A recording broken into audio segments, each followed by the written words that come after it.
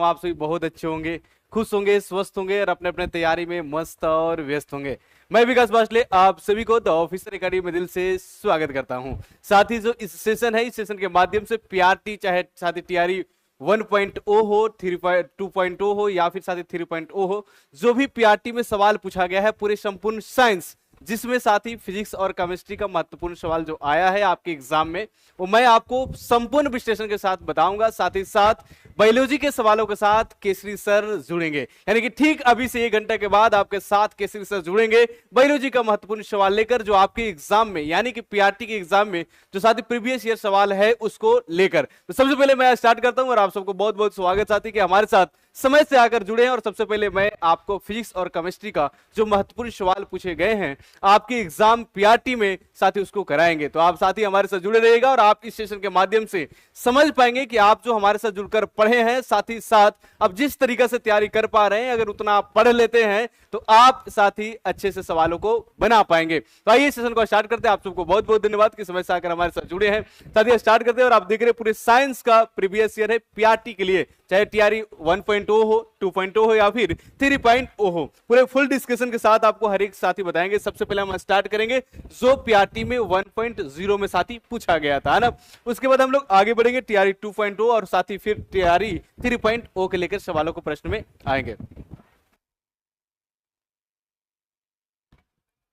साथ ही हम आगे बढ़ने से पहले मैं आपको बता दूं कि बिहार पुलिस का री एग्जाम के लिए हमारे एप्लीकेशन द ऑफिसर अकेडमी पर रिवीजन साथ ही बैच है। मात्र ₹2 में आप हमारे साथ जुड़कर सभी शिक्षकों के साथ साथ ही आप प्रैक्टिस कर सकते हैं। तो आप जरूर जुड़िएगा। ठीक इसी तरीके से अगर बात करें साथी तो बीपीएससी शिक्षक भर्ती 3.0 का रिवीजन बैच है, जिसमें मात्र ₹2 में आप क्या कर सकते हैं, तो साथ ही हमारे साथ जुड़कर रिवीजन कर सकते हैं। आइए स्टार्ट करते हैं। साथ ही क्या आप तैयार हैं, एक बार कमेंट बॉक्स में कमेंट करके बता दीजिएगा। अगर आप तैयार हैं तो हम भी तैयार हैं साथ ही सवालों के साथ। आप देखेंगे इस पेपर में पीआरटी का साथ ही जो फर्स्ट पेपर हुआ था टीआरई 1.0 में, इसमें 72 नंबर पे सवाल था। सवाल क्या था, पूछा गया था कि निम्नलिखित में से किसकी पास उच्चतम ऊर्जा स्तर और छोटा तरंगदैर्घ्य होता है। यह सवाल पूछा गया था। आपको जो मालूम होगा, जो जानकारी होंगे सवाल के बारे में, आपको कमेंट बॉक्स में कमेंट करके मुझे बताना है ना। तो साथ ही सबसे पहला है दृश्यमान विकिरण, परावैगनी विकिरण, अवरक्त विकिरण, उपरोक्त में से एक से अधिक या उपरोक्त में से कोई नहीं। आइए साथ ही यहाँ पे थोड़ा सा हम लोग समझते हैं तरंगदैर्घ्य और ऊर्जा से संबंधित। साथ ही एक जो होता है गामा किरण होता है। अब याद रखिए क्या होता है गामा किरण। साथ ही गामा किरण के बाद आपको याद रखना है एक्स किरण, और एक्स किरण के बाद आपको याद रखना है साथी एक्स किरण के बाद आपको याद रखना है अवरक्त किरण। साथ ही अवरक्त किरण होता है और एक होता है आपका अवरक्त किरण के बाद साथ ही होता है दृश्य विकिरण। क्या दृश्य विकिरण होता है, इस बात को आप ध्यान में रखिएगा। साथ ही जो गामा किरण होता है, आप देखेंगे जो गामा किरण है इसका तरंगदैर्घ्य 10 के पावर 20 से लेकर कितना होता है, 10 के पावर 24 हर्ट्ज होता है। इस बात को आप ध्यान रखिएगा। साथ ही वहीं अगर बात किया जाए तो आप एक्स किरण के देखेंगे तो एक्स किरण का जो साथी होता है वो 10 के पावर 16 से लेकर 10 के पावर 18 हर्ट्ज तक होता है। क्या हर्ट्ज तक होता है। उसमें साथ ही एक होता है, इस बीच में लिख लीजिएगा परावैगनी किरण। परावैगनी किरण भी होता है साथ ही परावैगनी किरण, और यहाँ पे देखेंगे परावैगनी किरण साथ ही इसके बाद आता है जो 10 के पावर 14 हर्ट्ज से लेकर 10 के पावर 16 हर्ट्ज इसका आवृत्ति होता है। फिर इसी तरह से आगे कमते जाता है। यहाँ पे देखेंगे तो 10 से 12 से 10 के पावर 14 हर्ट्ज हो जाएगा। फिर साथ ही इसमें देखेंगे तो 10 के आपको पावर 12 से आपको 10 के पावर 10 से 10 के पावर 12 हो जाएगा, ऐसे घटते जाएगा। अब यहां से आपको क्या समझना है, जरा ध्यान दीजिएगा।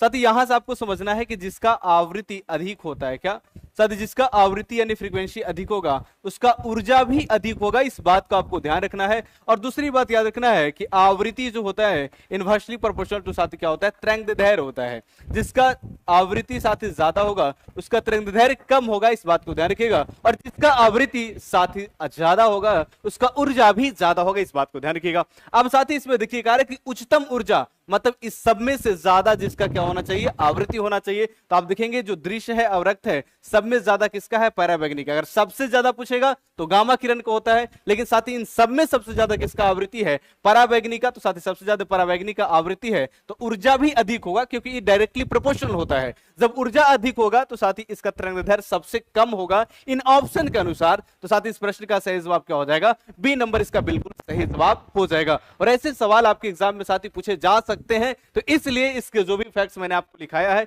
याद रखिएगा आवृत्ति से। और जिसका आवृत्ति अधिक होगा उसका ऊर्जा भी अधिक होगा, और जिसका आवृत्ति कम होगा साथ ही उसका ऊर्जा भी कम होगा, इस बात को ध्यान रखिएगा। इस प्रश्न का सही जवाब क्या हो जाएगा, बी नंबर बिल्कुल सही जवाब हो जाएगा। नेक्स्ट पूछा जा रहा है कि ओम के नियम के सत्यापन के लिए ध्यान रखने वाली बातें क्या है? सबसे पहला, ए मीटर को समांतर क्रम में, वोल्ट मीटर को श्रेणी क्रम में जोड़ा जाना चाहिए।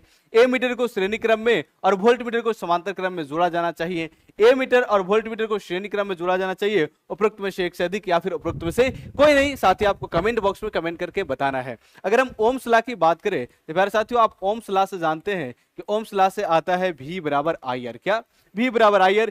इस इक्वेशंस को प्राप्त कर जब किया गया साथी, उसे सिद्ध करने के लिए एक साथी सीरीज बनाया गया। उसमें बैटरी लिया गया। क्या लिया गया साथी? बैटरी लिया गया। और बैटरी लेने के बाद क्या किया गया? इसे साथी तार के माध्यम से जोड़कर यहाँ पे रियोस्टेट जोड़ा गया। फिर साथ ही आगे की बात करें तो यहाँ पे ए मीटर जोड़ा गया और इसमें एक प्रतिरोध लिया गया और फिर साथ ही इसको जोड़ दिया गया। और यहाँ पे देखेंगे ऊपर में साथ ही क्या किया गया था? तो वोल्ट मीटर को जोड़ा गया था। अब यहाँ से देख सकते हैं कि साथ ही ए मीटर किस में है, तो आप बता पाओगे ए मीटर क्या है साथी? श्रेणी क्रम समूहन में है। तो ए जो है आपको श्रेणी क्रम समूहन है। अगर वोल्ट मीटर की बात करें तो क्या है? वोल्ट मीटर आपका समांतर क्रम समूहन है। क्या? समांतर क्रम समूहन है। तो प्यारे साथियों, आप देख पा रहे हैं कि ओम का नियम के सत्यापन जब होता है उस समय ए मीटर को श्रेणी क्रम में और वोल्ट मीटर को समांतर क्रम में जोड़ा जाता है। और इस बात को याद रखना है क्योंकि ए मीटर विद्युत धारा की मान माप करता है और जो वोल्ट मीटर होता है विभवांतर की माप करता है। तो साथ ही इसका सही जवाब क्या हो जाएगा? ए मीटर को समांतर क्रम में बिल्कुल नहीं, ए मीटर को श्रेणी क्रम में होना चाहिए और वोल्ट मीटर को समांतर क्रम में जोड़ा जाना चाहिए। बी नंबर बिल्कुल सही जवाब है ना। और सारे के सारे सवाल आप देख ही रहे, साथ ही पीआरटी में पूछा हुआ है। आप साथी जो पढ़े हैं कितना आपको याद है, इस सेशन के माध्यम से आप मालूम कर सकते हैं। साथ ही साथ जिस लेवल का आपने पढ़ा है, क्या उसको पढ़ने के बाद आप पीआरटी के हर एक सवाल को कर पाएंगे, ये भी आप मालूम कर पाएंगे। इसलिए आप सभी हमारे साथ अंतिम तक जरूर जुड़े रहिएगा। साथ ही फिजिक्स, केमिस्ट्री और बायोलॉजी का भी संपूर्ण विश्लेषण होगा। नेक्स्ट सवाल साथ ही कहा जा रहा है कि विद्युत विभव को मापने के लिए किस उपकरण का उपयोग किया जाता है? वोल्ट मीटर, गैल्वेनोमीटर, पोटेंशियोमीटर या साथ ही क्या होगा? अगर साथ ही विद्युत विभव की बात करें तो आप विभव जानते हैं कि कोई अगर विद्युतीय क्षेत्र है तो अनंत से विद्युतीय क्षेत्र में साथ ही उसको लाने में जो कार्य किया जाता है हम उसे विद्युत विभव कहते हैं। और V बराबर W/Q होता है। ये मैंने आपको बताया था। क्या साथी? बताया था। लेकिन वही अगर विद्युतीय क्षेत्र के अंदर ही एक स्थान से दूसरे स्थान तक आवेशों को ले जाने में जो कार्य करना पड़ता है उसे हम विभवांतर कहते हैं। क्या कहते हैं साथी? उसे विभवांतर कहते हैं। यानी कि विभव जो है अनंत क्षेत्र से साथी अंदर लाएंगे और विभवांतर जो है विद्युतीय क्षेत्र के अंदर से ही एक पॉइंट से दूसरे पॉइंट तक ले जाते हैं, हम उसे विभवांतर कहते हैं। तो साथी आप यहाँ पे ध्यान दीजिएगा, विभवांतर कहे या विभव कहे साथ इसको किससे मापते हैं? वोल्ट मीटर से मापते हैं। क्या? वोल्ट मीटर से कहते हैं। और इस वोल्ट मीटर के साथ ही इंग्लिश में क्या कहते हैं? पोटेंशियोमीटर कहते हैं। तो आप इसको बता पाएंगे कि एक तो वोल्ट मीटर है और दूसरा साथी पोटेंशियोमीटर होता है जिसे विभवांतर साथी मापा जाता है, जिसे विभव मापा जाता है। तो आप बोलेंगे साथी ए और सी दोनों, यानी कि उपरोक्त में से क्या हो जाएगा? एक से अधिक इसका आंसर हो जाएगा। यानी कि इसका सही जवाब क्या हो जाएगा? डी नंबर बिल्कुल सही जवाब हो जाएगा। नेक्स्ट साथी कह रहा है चुंबकीय क्षेत्र है। चुंबकीय क्षेत्र क्या है? आयाम रहित मात्रा है, सदिश मात्रा है, अदिश मात्रा है, क्या है? मैंने आपको दो बातें बताई थी कि जो भौतिक राशि है दिशा और परिमाण के आधार पर इसे दो भागों में बांटा गया है, एक सदिश राशि और साथ ही दूसरा अदिश राशि। अगर हम सदिश राशि की बात करें तो साथ ही वैसी राशि जिसमें डायरेक्शन और मैग्नीट्यूड दोनों होता है हम उसे सदिश राशि कहते हैं।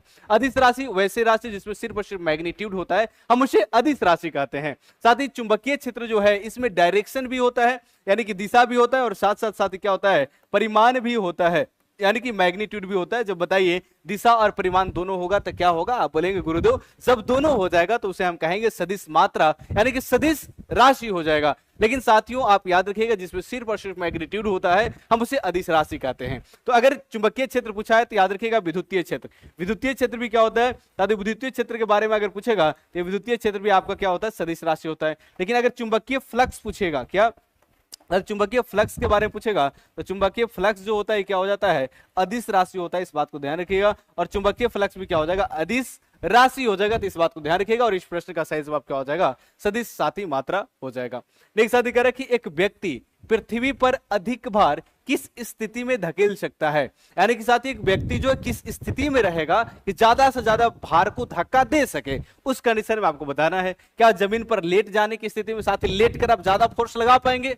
नहीं लगा पाएंगे। लेटेंगे साथी एरिया बढ़ेगा तो फिर प्रेशर कम होगा, तो साथी उस तो फोर्स आप कम लगा पाएंगे, है ना। तो साथी आप देखिएगा फिर कह रहे खड़े होने की स्थिति में, बैठने की स्थिति में, किस स्थिति में। प्यारे साथियों यहां पे थोड़ा सा समझिएगा, प्रेशर बराबर होता है फोर्स अपॉन में एरिया। क्या? फोर्स अपॉन में एरिया। अगर साथी प्रेशर बढ़ेगा तो बल भी बढ़ेगा। अब देखिए एरिया अगर बढ़ेगा तो साथी प्रेशर कम हो जाएगा, जब प्रेशर कम होगा तो बल भी कम लगेगा। लेकिन साथी अगर एरिया कम होगा तो प्रेशर बढ़ जाएगा, जब प्रेशर बढ़ेगा तो डायरेक्टली प्रोपोर्शनल है तो बल भी ऑटोमेटिक बढ़ जाएगा। तो साथी इस कंडीशन में आप कहोगे कि जमीन पर लेटेंगे तो उस समय एरिया बढ़ जाएगा, जब एरिया बढ़ेगा तो प्रेशर भी कम जाएगा तो उसमें बल भी कम लगेगा। लेकिन साथी आप खड़े रहेंगे, खड़े होने की स्थिति में एरिया आपका कमेगा, और उस समय जैसी एरिया कमेगा तो प्रेशर बढ़ेगा, जब प्रेशर बढ़ेगा तो बल भी बढ़ेगा। तो उस स्थिति में किसी पृथ्वी पर रखे हुए वस्तु पर आप ज्यादा धक्का दे पाएंगे, ज्यादा बल लगा पाएंगे। याद रखिएगा बैठने की स्थिति में साथी आप देखिएगा तो इसमें भी क्या होता है, इससे ज्यादा जमीन को अधिकृत किया जाता है, ज्यादा जगहों को आप छेकते हैं तो उस समय एरिया इस समय भी इससे ज्यादा इसमें होगा तो वहां भी प्रेशर थोड़ा कम लगेगा। तो याद रखिएगा क्या हो जाएगा साथी, इसका बी नंबर बिल्कुल सही जवाब हो जाएगा। नेक्स्ट साथी कह रहा है कि प्रिज्म से गुजरने पर सबसे अधिक अपवर्तित होने वाला रंगीन प्रकाश है, कौन सा सबसे ज्यादा अपवर्तित होता है उसके बारे में बताना है। क्या नीला होगा, बैगनी होगा, पीला होगा, या साथी क्या होगा, आपको कमेंट बॉक्स में कमेंट करके बताना है। प्यारे साथियों मैंने आपको समझाया था कि ये आपका प्रिज्म है, और प्रिज्म से अगर आप श्वेत प्रकाश देते हैं तो 7 अलग अलग कलरों में बढ़ जाता है। क्या? 7 अलग अलग कलरों में बढ़ जाता है। तो सबसे ज्यादा जो झुकता है आप देख रहे हैं वैगनी, क्योंकि यहीं से स्टार्ट होता है वैजानी फिनाला। तो सबसे ज्यादा साथी जो झुकता है कौन है? वैगनी है। यानी कि सबसे ज्यादा अपवर्तन की क्रिया किसमें होता है? इसी में होता है। अपवर्तन की क्रिया क्या होता है? जब प्रकाश की किरण एक माध्यम से दूसरे माध्यम में जाती है तो साथी वो अपना वेग और दिशा को बदल देता है, इसी प्रक्रिया को हम प्रकाश का अपवर्तन कहते हैं। और साथी यही आपसे सवाल पूछा गया है कि ज्यादा किस कलर को अपवर्तित होगी, तो बैगनी का सबसे ज्यादा होगा। और आपसे साथी पूछा गया अधिक अपवर्तित तो क्या हो जाएगा? बैगनी। लेकिन हो सकता है इस बार जो एग्जाम होना है उसमें आपसे पूछे कम किसका होगा, तो साथी कम सबसे होगा लाल का। किसका? लाल का होगा। अगर ये भी हो सकता है कि ऑप्शन में बैगनी और लाल ना रहे, तब साथी कैसा जवाब दोगे? तो उस समय आपको जो जवाब देना है प्यारे साथियों ऐसे समझना है, वैजानी फिनाला है। बस एक चीज आप सुन लीजिएगा, वैजानी पिनाला है, और साथ ही इस कंडीशन से सारा चीज आपको याद हो जाएगा। अगर ये दोनों ना रहे तो इधर से उधर जाते समय अपवर्तन कमता है। क्या होता है? अपवर्तित किरण जो होता है साथी कम होते जाता है, क्योंकि इसका सबसे ज्यादा, फिर इससे कम, इससे कम, इससे कम, इससे कम, और सबसे कम लाल का होता है। तो ये दोनों ऑप्शन में नहीं रहेगा, तो आप इस तरीका से याद रखिएगा, इधर बढ़ते जाएंगे अपवर्तन की क्रिया साथी कम होते जाएगा, परकिरणन की क्रिया भी कम होते जाता है, साथ ही अपवर्तन की क्रिया भी कम होते जाता है, और विचलन की क्रिया भी क्या होता है? कम होते जाता है। लेकिन एक बात याद रखिएगा, जब बैगनी से लाल की ओर जाएंगे तो तरंगदैर्घ्य कमेगा नहीं, साथ ही तरंगदैर्घ्य बढ़ जाता है। तो अगर वेवलेंथ के केस में देखेंगे तो वेवलेंथ क्या होता है? तो साथ ही तरंगदैर्घ्य बढ़ेगा लेकिन सब घटेगा। क्या? इसके अलावा क्या हो जाएगा? सब घटेगा। कब? जब बैगनी से लाल की ओर जाएंगे तब। तो साथ यही सवाल पूछा गया था, और इस सवाल का आंसर क्या हो जाएगा? बैगनी बिल्कुल सही जवाब होगा। कि मिट्टी के तेल के बर्तन में बर्फ का एक टुकड़ा डाला जाता है, बर्फ के पिघलने पर मिट्टी के तेल की सतह वैसे ही बने रहेगी, गिरेगी, उठेगी, क्या होगी? आपको बताना है। मेरे साथियों बहुत अच्छा सवाल है। आप सबसे चाहूंगा कि अगर सेशन अच्छा लग रहा है तो सेशन का लाइक जरूर कीजिएगा। साथ ही इसी तरह से हम आपको रिवीजन कराते रहेंगे, और सारे आप देख रहे हैं कि प्रीवियस ईयर सवाल है पीआरटी में जो भी पूछा गया है। ठीक है, ठीक। साथ ही उसी तरह से अपने दोस्तों में जरा शेयर भी कर दीजिएगा। ठीक है, आगे बढ़ते हैं। इस सवाल देखिएगा जरा, कह रहे मिट्टी का तेल है, साथ ही एक बर्तन है और इस बर्तन में मिट्टी का तेल है। अगर साथ ही मिट्टी का तेल में हम बर्फ की टुकड़ा डालते हैं तो बर्फ का टुकड़ा डालेंगे तो क्या होगा? साथ ही ये बर्फ का टुकड़ा जो है इसका घनत्व क्या है? कम है। मिट्टी का तेल से घनत्व क्या होता है? कम होता है। तो बर्फ का टुकड़ा क्या हो जाएगा? तल्ली में जाकर बैठ जाएगा। जैसे ही तल्ली में जाकर बैठेगा तो प्यारे साथियों इसका थोड़ा सा स्तर पहले ही उठ जाएगा। ठीक है, और उसके बाद धीरे धीरे जैसे पिघलेगा तो साथ ही क्या हो जाएगा? फिर जैसे पिघलेगा तो धीरे धीरे क्या हो गया? और स्तर बढ़ के क्या होगा? ऊपर। जैसे नीचे बैठेगा साथ ही स्तर बढ़ते जाएगा। क्या? बढ़ते जाएगा। और साथ ही जैसे जैसे पिघलते जाएगा इसका स्तर क्या हो जाएगा? और ज्यादा हो जाएगा। देखिए, लेकिन पानी का केस में अलग होता है। साथ ही पानी के केस में अगर किसी बर्फ को डालेंगे तो एक बार जो स्तर हो गया वही स्तर रहेगा, लेकिन मिट्टी तेल के अंतर में साथ ही क्या होता है? उसका स्तर बढ़ते जाता है, और बढ़ते बढ़ते साथ ही फिर वो गिरना शुरू हो जाएगा, यानी पानी साथ ही तेल जो है गिरेगी। लेकिन यही अगर पानी में बोला जाए ये पानी है, क्या है साथी, वाटर है, और इसमें बर्फ की टुकड़ा डाल दिया गया है, तब पहले डालने के बाद जितना स्तर बढ़ जाएगा उसके बाद स्तर नहीं बढ़ेगा। लेकिन साथी मिट्टी के तेल में स्तर बढ़ता है, इस बात को ध्यान रखिएगा, और तेल गिरने लगेगी। बी नंबर बिल्कुल सही जवाब है। साथी कह रहे कि एक सामान्य नेत्र लेंस की नाभिक दूरी क्या होती है? लगभग 2 सेंटीमीटर, 25 सेंटीमीटर, 1 mm, क्या होगा? प्यारे साथियों, दो चीजें होती हैं, एक होता है नेत्र लेंस की समान दूरी, जिसे हम निम्नतम दूरी कह सकते हैं। क्या निम्नतम दूरी? तो साथी अगर आपसे निम्नतम दूरी के बारे में पूछेगा तो निम्नतम डिस्टेंस जो है अलग होता है। निम्नतम दूरी क्या होता है साथी? अलग होता है। निम्नतम दूरी आपको 25 सेंटीमीटर होता है। आपसे पूछा जा रहा है नाभिक दूरी। नाभिक दूरी कहने का मतलब रेटिना और नेत्र लेंस के बीच का जो दूरी होता है, हम प्यारे साथियों उसी को नाभिक दूरी कहते हैं, और वही आपसे सवाल में पूछा गया है कि नाभिक दूरी कितना होगा। याद रखिएगा 2 सेंटीमीटर होता है। प्यारे साथियों ये आंख है, आंख की अगर संरचना बनाए तो क्या है, आपका आंख है, और यहाँ पे सिलियरी मांसपेशिया से नेत्र लेंस लटका होता है। रेटिना और नेत्र लेंस के जो बीच की दूरी है साथ ही इसी को नाभिक दूरी कहते हैं। और आपसे सवाल में ये नहीं पूछा गया था कि आप बताइए निम्नतम दूरी, आपसे पूछा गया था नाभिक दूरी, जो साथ ही अंदर की दूरी होता है, और इस तरीके से इसका क्या हो जाएगा, 2 सेंटीमीटर बिल्कुल सही जवाब हो जाएगा।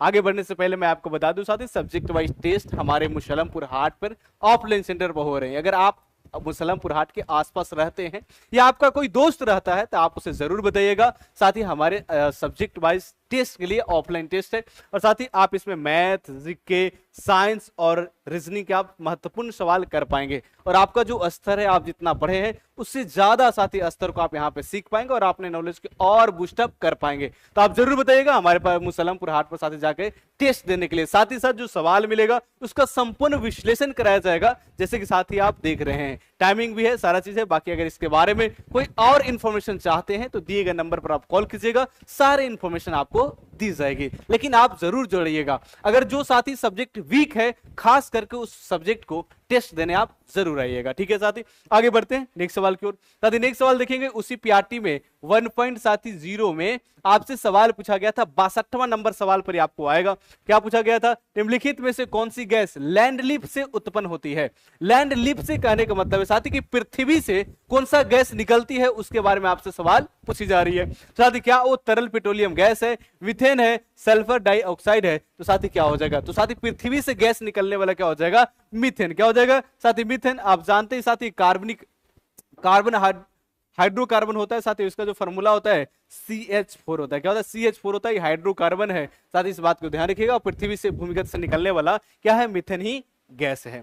एक साथ ही बात करें, कहा जा रहा है कि शुष्क बुझे हुए चूने पर क्लोरीन गैस की क्रिया से कौन सा पदार्थ बनता है? हाइड्रोक्लोरिक अम्ल बनता है, विरंजक चूर्ण बनता है, या कैल्शियम क्लोराइड बनता है? कौन सा बनता है? साथ ही शुष्क बुझा हुआ चूना जिसे हम कैल्शियम हाइड्रोक्साइड कहते हैं, और इस कैल्शियम हाइड्रोक्साइड पर जैसे ही आप क्या करोगे साथ ही क्लोरीन गैस के प्रवाह कराएंगे तो क्या बन जाता है? तो CaOCl2 बन जाएगा। क्या बन जाएगा? CaOCl2 बन जाएगा, और कुछ मात्रा में साथ ही जल भी निकलता है। तो CaOCl2 को क्या बोलते हैं? तो हम इसे ब्लीचिंग पाउडर कहते हैं, या हिंदी में इसके विरंजक चूर्ण कहते हैं। क्या कहते हैं साथ ही? विरंजक चूर्ण यानी ब्लीचिंग पाउडर कहते हैं। और यही आपसे पूछा जा रहा है कि कैसे निर्माण होता है साथ ही जब हम शुष्क बुझा हुआ चूना पर क्लोरीन का प्रवाह कराएंगे तो क्या बनेगा? तो आप सब देखिएगा साथ ही विरंजक चूर्ण यानी कि वी का निर्माण होता है। ठीक इसी तरह से अगर सवाल पूछा जा चुका है तो आपसे सवाल पूछा जा सकता है कि जिप्सम के साथ क्या करते हैं? CaSO4 इंटू में 2H2, जब इसको हम 120 डिग्री सेल्सियस पर गर्म करेंगे तो किसका निर्माण होगा?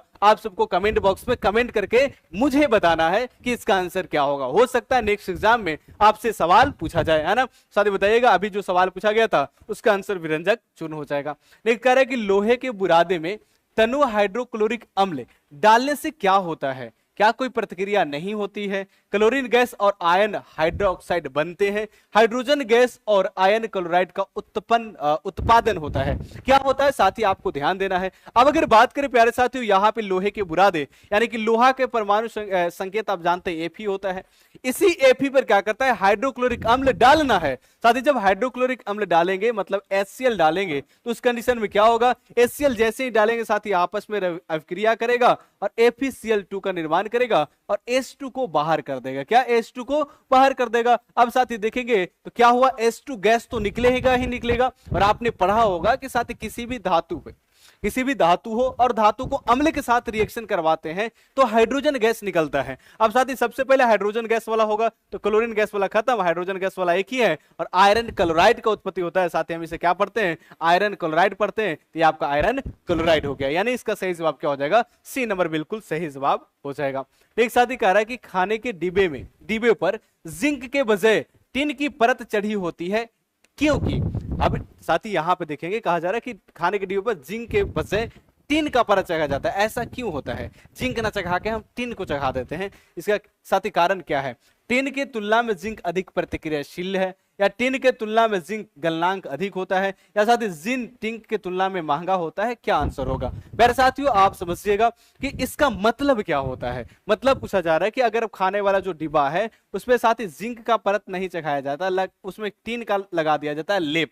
क्यों, क्योंकि साथ ही जिंक जो है ये टिन वाला से ज्यादा अभिक्रियाशील तत्व है। क्या है, ज्यादा अभिक्रियाशील तत्व है, इसलिए साथ ही क्या किया जाता है, जिंक को नहीं लगाकर उस पर टिन को लगाया जाता है, क्योंकि जिंक की अपेक्षा टिन जो है कम अभिक्रियाशील या प्रतिक्रियाशील होती है। तो साथ ही आप बोलेंगे कि टिन की तुलना में क्या होता है, जिंक अधिक होता है, यही कारण है कि साथ ही क्या होता है, पूछा गया है। प्यारे साथियों यही सवाल पीआरटी में ही टीआरई 2.0 में रिपीट किया गया है सेम ऑप्शन के साथ। तो साथ ही आप अगर सेशन के माध्यम से अंतिम तक हमारे साथ जुड़े रहेंगे तो फिजिक्स, केमिस्ट्री, बायोलॉजी, केसी सर बायोलॉजी के साथ प्रश्नों के साथ संपूर्ण विश्लेषण कराएंगे। आप सारा चीज सीख पाएंगे और साथ ही बहुत सारे सवाल देखेंगे आप रिपीट होता है। तो जब आप एग्जाम देने जाएंगे 3.0 को, साथ ही हो सकता है उसमें भी ये सवाल रिपीट हो, या फिर 4.0 को भी एग्जाम देने जाएंगे, साथ ही इसी में से सवाल रिपीट होने की चांसेस बढ़ती है। साथ ही निम्नलिखित में से किसका पीएच 7 से अधिक होता है, क्या सिरका का, रक्त प्लाज्मा का, गैस्ट्रिक्स जूस का, या उपरोक्त में से अधिक, या फिर साथी कोई नहीं।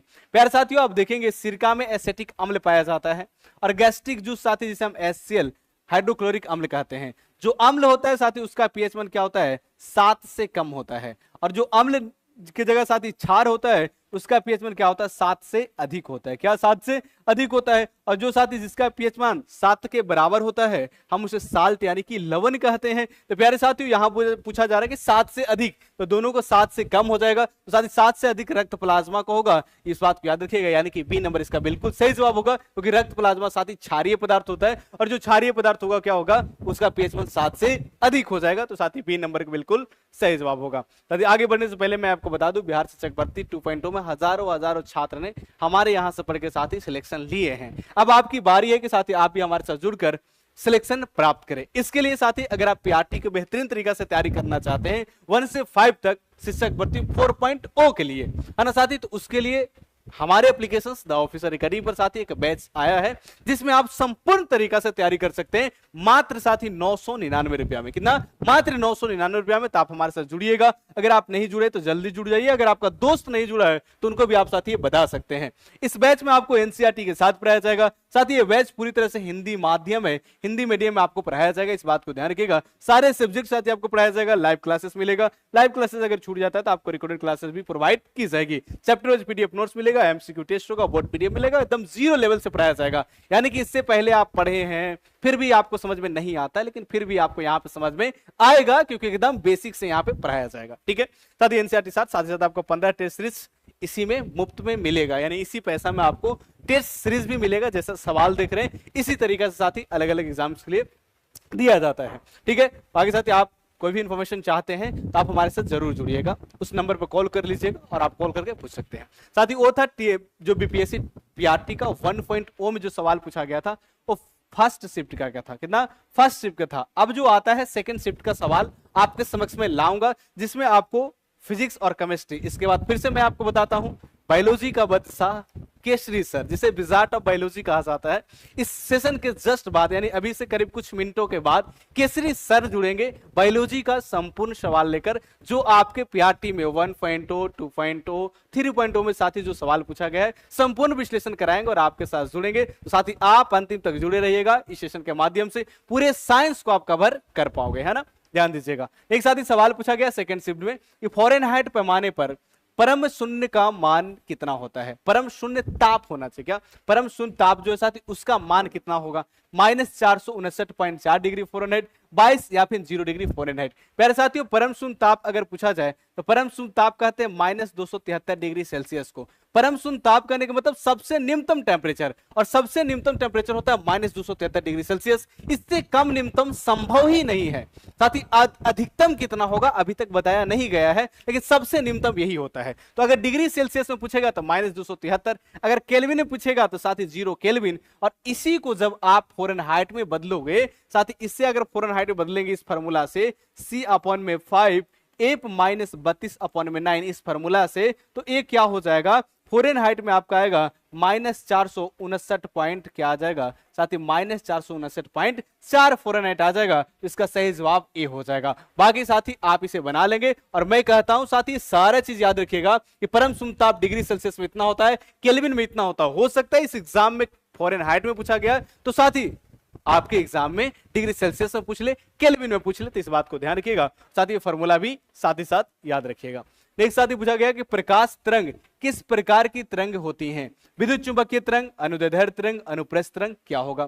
प्यारे साथियों, अगर प्रकाश तरंग की बात करें तो ये जो आपका होता है विद्युत चुंबकीय तरंग होता है। विद्युत चुंबकीय तरंग क्यों होता है? क्योंकि साथ ही इसके गमन करने के लिए कोई माध्यम की आवश्यकता नहीं होता। अगर कोई माध्यम नहीं है फिर भी वहां पे प्रकाश आसानी से गमन कर सकती है। साथ ही जो होता है ये अनुप्रस्थ तरंग भी होता है। क्या? अनुप्रस्थ तरंग भी होता है, क्योंकि साथ ही जो प्रकाश है इसमें माध्यम की कण और प्रकाश की गति का जो साथी दिशा होता है, जैसे तरंग की गति का दिशा कहते हैं, दोनों एक दूसरे के क्या होते हैं? लंबवत होते हैं। इसलिए साथी से अनुप्रस्थ तरंग भी कह सकते हैं। यानी कि दो विद्युत चुंबकीय तरंग है उसे हम अनुप्रस्थ भी कह सकते हैं। यानी साथी विद्युत चुंबकीय तरंग भी होता है और अनुप्रस्थ भी होता है। तो आप कहेंगे कि साथी क्या होगा? उपरोक्त में से एक से अधिक इसका सही आंसर हो जाएगा। क्या हो जाएगा? उपरोक्त में से एक से अधिक इसका बिल्कुल सही जवाब है। और आप सबको बहुत बहुत धन्यवाद।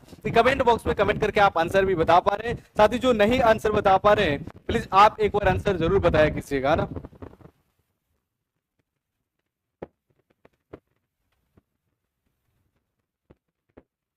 ठीक है साथी, आगे बढ़ते नेक्स्ट सवाल की ओर।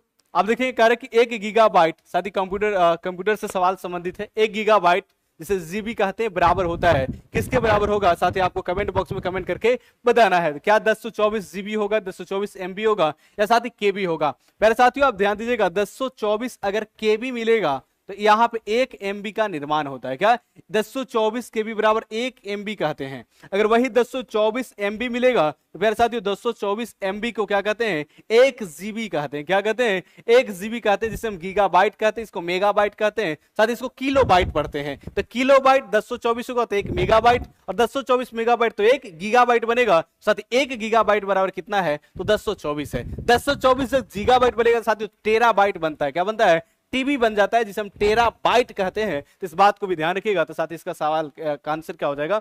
बी नंबर बिल्कुल सही जवाब हो जाएगा। कारण साथी भू स्थिर उपग्रह घूमता है। भू स्थिर उपग्रह कहां घूमता है? क्या उस ऊंचाई पर जो द्रव्यमान पर निर्भर हो, स्थिर ऊंचाई पर, ध्रुव के ऊपर किसी भी ऊंचाई पर। साथी क्या होगा बताइए? मैंने आपको बताया था साथी जो सैटेलाइट होता है जिसे हम उपग्रह कहते हैं, ये 2 प्रकार का होता है। अगर पहली बात करें तो साथी भू तुल्यकालिक उपग्रह, क्या? भू तुल्यकालिक जिसे हम भू स्थिर उपग्रह कह रहे हैं, और साथी दूसरा ध्रुवीय उपग्रह। क्या? ध्रुवीय उपग्रह। प्यारे साथियों मैंने आपको बताया था कि जो भूतुल्यकालिक उपग्रह है ये पृथ्वी से एक फिक्स ऊंचाई पर, ऊंचाई होता है 35,786 किलोमीटर, यानी कि लगभग साथी कह सकते हैं 36,000 या 35,000 के अप्रोक्स में साथी आप कह सकते हैं। इतने ऊंचाई पर जाकर साथी भूतुल्यकालिक उपग्रह को सेट किया जाता है। वहीं अगर ध्रुवीय उपग्रह की बात करें तो साथी 500 से लेकर 800 किलोमीटर ऊंचाई तक क्या किया जाता है? इसे फिक्स किया जाता है। तो एक निश्चित ऊंचाई पर जाकर इसे साथी फिक्स किया जाता है और वहां से सारी इंफॉर्मेशन को ली जाती है। तो इस बात को ध्यान रखिएगा। साथी जो भूतुल्यकालिक उपग्रह होता है इसका आवर्तकाल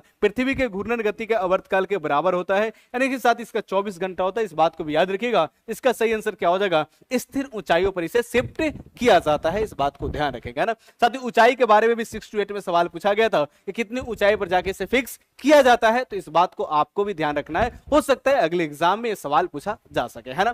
साथ ही आगे बढ़ते हैं नेक्स्ट सवाल की ओर। नेक्स्ट सवाल देखिए, कहा जा रहा है कि प्रिज्म द्वारा सफेद प्रकाश के परिक्षेपण में कौन सा रंग अधिकतम विचलित होता है? साथ ही मैंने आपको पिछले सवाल में बता दिया है कि विचलन किसका अधिकतम होगा, अपवर्तन किसका अधिकतम होगा, प्रकीर्णन किसका अधिकतम होगा। किधर से किधर जाएगा तो विचलन बढ़ती है। सारा चीज मैंने बताया। जिधर विचलन बढ़ती है उधर बस एक याद रखिएगा, तरंगदैर्घ्य उस तरफ से जाने पर घट जाती है। इस बात को ध्यान रखिएगा। साथ ही अधिकतम विचलन कर रहा है तो मैंने आपको बताया कि वैगनी है साथी यहाँ पे और वैजानी है पिनाला शुरू होकर लाल की तरफ जाते हैं, तो साथी इधर जाएंगे तो प्रकीर्णन भी आपका बढ़ेगा, साथी प्रकीर्णन भी बढ़ेगा, इससे इधर जाएंगे तो विचलन भी बढ़ेगा, इधर जाएंगे तो साथी अपवर्तन भी बढ़ेगा। क्या अपवर्तन भी बढ़ेगा, लेकिन क्या नहीं बढ़ेगा, साथी तरंगदैर्ध्य जो है साथी इधर से इधर जाएंगे तो सब कमेगा, माफ कीजिएगा साथी क्या होगा, सब कमेगा कमेगा, लेकिन क्या बढ़ता है साथी, जो तरंगदैर्ध्य है, तरंगदैर्ध्य जो धैर्य है ये क्या होगा साथी, बढ़ेगा। क्या बढ़ेगा, यानी कि तरंगदैर्ध्य में उल्टा केस होता है, इधर जाएंगे तो विचलन कमेगा, अपवर्तन कहेगा, साथी सब कमेगा, तो सबसे अधिक किसका होगा, तो साथी सबसे अधिक बैगनी का हो जाएगा विचलन। सबसे कम विचलन किसका होगा, तो सबसे कम विचलन आपका लाल का हो जाएगा, सबसे कम विचलन लाल का होगा, सबसे कम अपवर्तन लाल का होगा, साथी सबसे कम प्रकीर्णन लाल का होगा, लेकिन सबसे अधिक तरंगदैर्ध्य किसका अधिक होगा, तो वेवलेंथ की बात करें तो लाल का सबसे अधिक होगा, लेकिन बैगनी का कम होगा। तो याद रखिएगा वैजानी हा पिनाला, इधर से इधर आएंगे तो ये सब क्या होगा, सब कमेगा, लेकिन तरंगदैर्ध्य साथी बढ़ेगा, इस बात को आप ध्यान रखिएगा। देख रहे हैं दो सवाल साथी आपको पूछा गया था अलग अलग एग्जाम में, कह रहा है कि मेघ गर्जन के समय निम्नलिखित में से क्या सुरक्षित है। साथी मेघ गर्जन के समय निम्नलिखित में से क्या सुरक्षित है आपको बताना है। खुली जगहों में खड़े रहना, छोटे पेड़ के नीचे आश्रय लेना, या खुली छतरी के लेकर साथी चलना, या उपरोक्त में से एक से अधिक, या उपरोक्त में से कोई नहीं आपको बताना है। प्यारे साथियों मैं आपको बता दूं, अगर इस सवाल को देखा जाए तो आयोग के द्वारा बताया गया है कि छोटे पेड़ के नीचे आश्रय लेना, ये बिल्कुल सही है, क्योंकि इसका थोड़ा सा चांसेस ज्यादा बनता है। क्योंकि साथी अगर खुले जगह में रहेंगे तो यहाँ पे मेगा गर्जन जिसे हम तड़ित कहते हैं, साथी तड़ित कहते हैं, या फिर साथी ठनका गिरना कहते हैं, अगर खुले वायु में रहेंगे खुले जगह पर तो साथी यहाँ पे गिरने की आशंका थोड़ा ज्यादा चांसेस रहती है। लेकिन अगर बड़े बड़े पेड़ों के प्रति रहेंगे, साथी बड़े बड़े पेड़ों के प्रति रहेंगे तो यहाँ पे चांसेस थोड़ा ज्यादा रहता है, 100% चांस है कि बड़े बड़े पेड़ों पर साथी गिरेगा मेगा गर्जन। लेकिन छोटे छोटे पेड़ों पर साथी क्या रहता है, इससे थोड़ा कम चांसेस रहता है, 20 से 40% के अंतर्गत चांसेस है कि साथी इसके पर गिरे, यानी कि आप इसके नीचे आश्रय ले सकते हैं। लेकिन एक बात को और ध्यान रखिएगा, अगर उसी में ऑप्शन जोड़ दिया जाए कि इमारतों के नीचे या घरों के नीचे, तो साथी सबसे सटीक जो आंसर होगा जब वो ऑप्शन में रहेगा तो इमारतों को नीचे, क्या इमारतों के नीचे या फिर घरों के साथी घरों में आश्रय लेना चाहिए, या फिर कार से जा रहे हैं तो कार में ही आश्रय रहना चाहिए, कार के अंदर ही रहना चाहिए, कार के अंदर ही रहना चाहिए। इस बात को ध्यान दीजिएगा, अगर ऑप्शन में सब जोड़ा गया तो वे सही होगा, इमारत के नीचे, कार के अंदर, ये सब सही होगा। लेकिन साथी इस एग्जाम्पल्स के थ्रू अगर बोले तो साथी सबसे कम चांसेस जो होता है गिरने का, छोटे पेड़ के नीचे आश्रय लेने में सबसे कम चांस होता है। लेकिन सटीक आंसर की बात करें तो साथी ऑप्शन में रहेगा तो आप उसको लगाइएगा, बाकी आयोग द्वारा इसी को साथी सही माना गया है। ठीक है, आगे बढ़ते हैं। स्वतंत्र रूप से पृथ्वी की ओर गिरते हुए निकाय की कुल ऊर्जा क्या रहती है। जब कोई वस्तु साथी स्वतंत्र रूप से नीचे की ओर गिरेगी तब कुल ऊर्जा क्या रहेगा। प्यारे साथियों आप जानते हैं कि किसी भी जो पदार्थ नीचे से ऊपर गया है फिर ऊपर से नीचे की ओर आएगा तो उसमें यांत्रिक ऊर्जा होता है। यांत्रिक ऊर्जा कहने का मतलब क्या है कि प्यारे साथियों यांत्रिक ऊर्जा हम उसे कहते हैं जिसमें काइनेटिक एनर्जी भी आता है और साथ साथ पोटेंशियल एनर्जी भी आता है। पोटेंशियल एनर्जी और काइनेटिक एनर्जी को सम्मिलित रूप को हम यांत्रिक ऊर्जा कहते हैं। और साथ ही यांत्रिक ऊर्जा में आप देखेंगे जब नीचे से ऊपर कोई जाता है तो पोटेंशियल एनर्जी बढ़ता है लेकिन काइनेटिक एनर्जी घट जाता है, लेकिन कुल ऊर्जा समान रहता है। साथ ही कुल ऊर्जा क्या रहता है, समान रहता है। ठीक उसी तरीका से कोई ऊपर से नीचे आएगा तो गतिज ऊर्जा बढ़ेगा, पोटेंशियल एनर्जी घटेगा, लेकिन साथ ही कुल ऊर्जा की बात किया जाए तो जो कुल ऊर्जा है बिल्कुल नियत रहेगा, जिसे हम स्थिर कहते हैं। क्या कहते हैं, स्थिर कहते हैं। चाहे वो नीचे से ऊपर जाए या ऊपर से नीचे आए, साथ ही उसका कुल ऊर्जा हमेशा क्या रहेगा, स्थिर रहता है, जिसे हम सम्मान कहते हैं, नियत कहते हैं। इस बात को आप ध्यान रखिएगा। साथ ही आगे बात करें नेक्स्ट सवाल की ओर, तो साथ ही नेक्स्ट सवाल पूछा जा रहा है निम्नलिखित में से कौन सा अम्ल क्षार का संकेतक है। साथ ही किससे हम मालूम कर सकते हैं कि ये जो विलयन है अम्ल का है, किससे हम मालूम कर सकते हैं कि जो विलयन है क्षार है। दिए गए ऑप्शन में से ही आंसर बताना है। साथ ही मैं आपसे आशा करता हूं सेशन बहुत अच्छा लग रहा होगा क्योंकि प्रीवियस ईयर सवाल है और सारे सवाल को मैं आपको संपूर्ण विश्लेषण करके बता रहा हूं। बस एक रिक्वेस्ट है कि आप सेशन को लाइक जरूर कीजिएगा। साथ ही लाइक करना आप भूल जाते तो अभी लाइक कर दीजिए। हम लोग साथ ही आगे बढ़ते हैं। ये केमिस्ट्री का सवाल है। प्यारे साथियों क्या खाने वाला सोडा से बोलेंगे नहीं, खाने वाला सोडा तो क्या होता है, इसका जलीय विलयन क्षारीय हो जाता है, हम इसे नहीं कर सकते हैं। साथ ही सिरका से भी नहीं कर सकते हैं, लेकिन जो हल्दी है साथ ही हम इससे बता सकते हैं क्योंकि हल्दी का रंग अलग अलग विलयन में क्या होता है, बदलता है। तो इस कंडीशन से आप बता सकते हैं कि कौन अम्ल है कौन क्षार है, कलर से पहचान सकेंगे। साथ ही अगर यही हल्दी ना देखे आपसे अगर लिटमस पत्र रहता तो साथ ही आप लिटमस पत्र से भी आप बता सकते थे। क्या लिटमस पत्र से भी आप बता सकते थे। साथ ही अगर लिटमस पत्र की जगह क्या रहता है, फिनोल ऑफ थिन रहता तो फिनोल ऑफ थिन से भी क्या कर सकते हैं, साथ ही फिनोल ऑफ थिन से भी आप बता सकते हैं, इस बात को साथी आप याद रखिएगा। अगर ये सब आ जाएगा तो इससे भी आप क्या सकते हैं, बता सकते हैं। साथी चुकंदर आ जाएगा तो चुकंदर से भी आप इसको बता पाएंगे कि कौन अम्ल है कौन क्षार है ना, इस बात को ध्यान रखिएगा। साथ ही इस प्रश्न का सही जवाब क्या हो जाएगा, बिल्कुल हल्दी सही जवाब हो जाएगा। कह रहे साथी जब मृदा अति क्षारीय हो जाए तथा उसमें पौधा पैदा नहीं होता हो तब मृदा को गुणवत्ता में सुधार के लिए क्या मिलाना चाहिए। साथी दो सवाल यहां से पूछा जा सकता है, बहुत अच्छा सवाल है।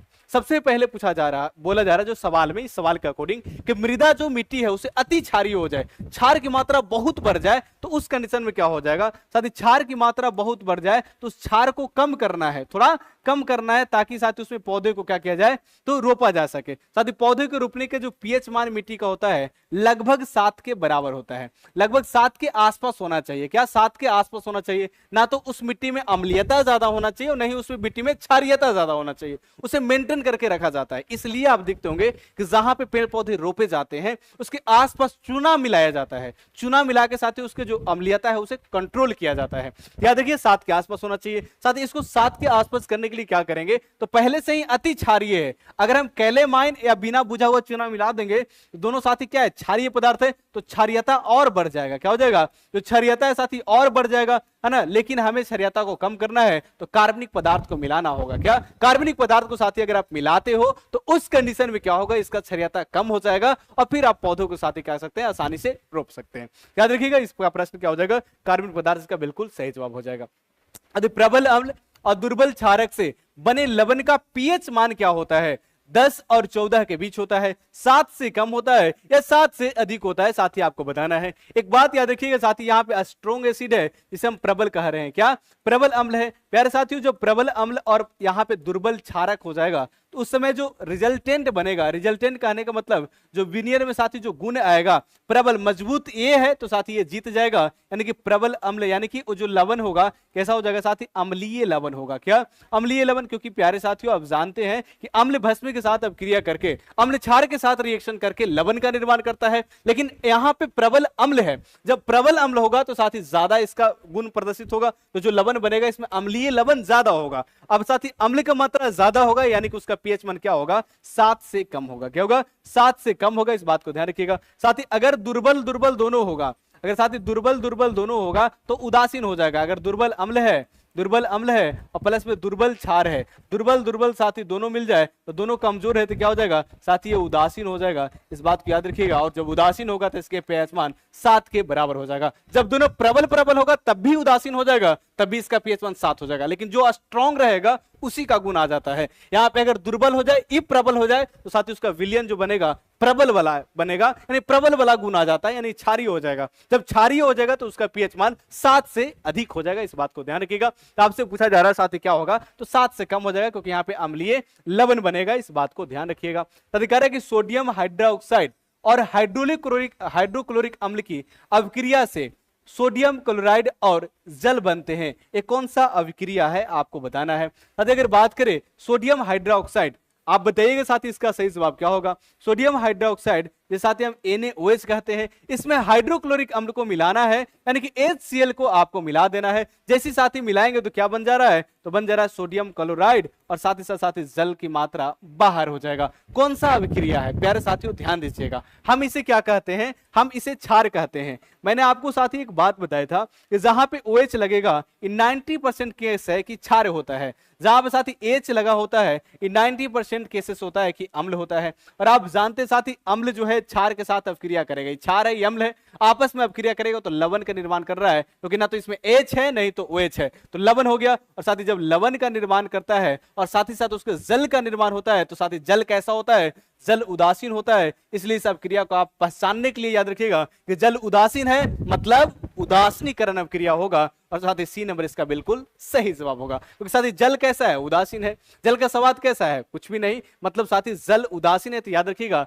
जब भी अम्ल क्षार के साथ रिएक्शन करेगा तो लवण और जल का निर्माण करता है और उस अभिक्रिया को हम उदासीनीकरण कहते हैं। साथ ही संयोजन में क्या होता है, यहाँ पे दो अलग अलग रसायन पदार्थ साथ ही मिलकर एक का निर्माण करते हैं, उसे हम संयोजन कहते हैं। विघटन साथी विघटन क्या होता है, जब कोई एक रासायनिक पदार्थ टूटकर अलग अलग रासायनिक पदार्थों का निर्माण करता है तो साथ ही उसे हम विघटन या अपघटन कहते हैं, इस बात को ध्यान रखिएगा। अपघटन का ढेर सारा प्रकार होता है।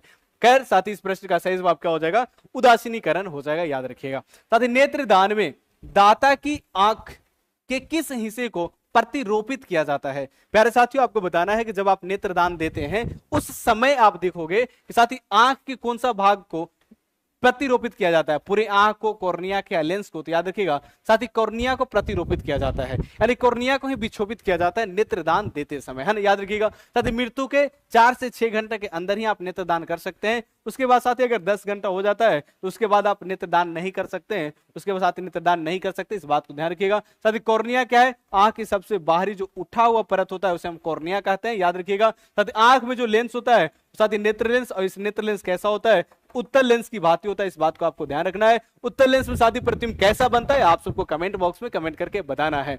मुझे उम्मीद है कि सवाल को बता पाएंगे कि उत्तल लेंस जिसे कहते हैं नेत्र लेंस, उसमें कैसा प्रतिबिंब बनता है। ठीक है साथी, नेक्स्ट सवाल की ओर बढ़ते हैं। उससे पहले मैं आपको बता दूं, बिहार शिक्षक भर्ती 4.0 के साथ ही हमारे एप्लीकेशन पर 6 to 8 9 10 का साथ ही कोर्सेस उपलब्ध है, जिसमें आप हमारे साथ जुड़कर बेहतरीन तरीका से संपूर्ण सब्जेक्ट को तैयारी कर सकते हैं। साथ ही इसमें आपको math, science, English, Hindi, SSC सारी चीजों को कवर कराया जाएगा, पूरा बेसिक से पढ़ाया जाएगा। साथ ही सारे एक एक टर्म को, एक एक टॉपिक्स को आपको समझाते हुए आगे बढ़ाया जाएगा। साथ ही इसमें आपको चैप्टर वाइज नोट्स भी मिलेगा, आपको 0 लेवल से पढ़ाया जाएगा, पीडीएफ भी मिलेगा और बोर्ड पीडीएफ भी मिलेगा। ठीक है साथी, बाकी अगर विस्तार से कोई इन्फॉर्मेशन चाहते हैं तो दिए गए नंबर पर आप कॉल कीजिएगा। मात्र 999 रुपया में आप हमारे एप्लीकेशन द ऑफिसर एकेडमी के साथ जुड़कर बेहतरीन तरीका से तैयारी कीजिएगा। ध्यान रखिएगा 4.0 के लिए है, 3.0 नहीं, 4.0 के लिए साथी क्या है, एक कोर्सेस है, इस बात को ध्यान रखिएगा। नेक्स्ट सवाल साथी, नेक्स्ट सवाल है कि निम्नलिखित में से कौन सा द्वितीयक प्रदूषक है? साथी द्वितीयक प्रदूषक की बात करें कौन होगा, ओजोन होगा, SO2 होगा या फिर पैन होगा? साथी अगर बात करें प्राथमिक, जो प्राथमिक होता है, साथी प्राथमिक प्रदूषक कौन होता है, तो इसमें कार्बन डाइऑक्साइड और कार्बन मोनोऑक्साइड आता है। साथी प्राथमिक में क्या आता है, कार्बन डाइऑक्साइड और कार्बन मोनोऑक्साइड होता है, साथ ही इस बात की याद रखिएगा। और साथ ही इसको जो एक पैन है जिसके बोलते हैं प्रॉक्सी एसिटोलन नाइट्राइड बोलते हैं, क्या बोलते हैं साथी, प्रॉक्सी एस्टालिन, साथ क्या कहते हैं, प्रोक्सिन एसिटाइल बोलते हैं, क्या प्रोक्सिन एसिटाइल नाइट्रेट बोला जाता है इसका फुल फॉर्म। और साथ ही ये भी क्या है, द्वितीयक क्या है, ये भी आपका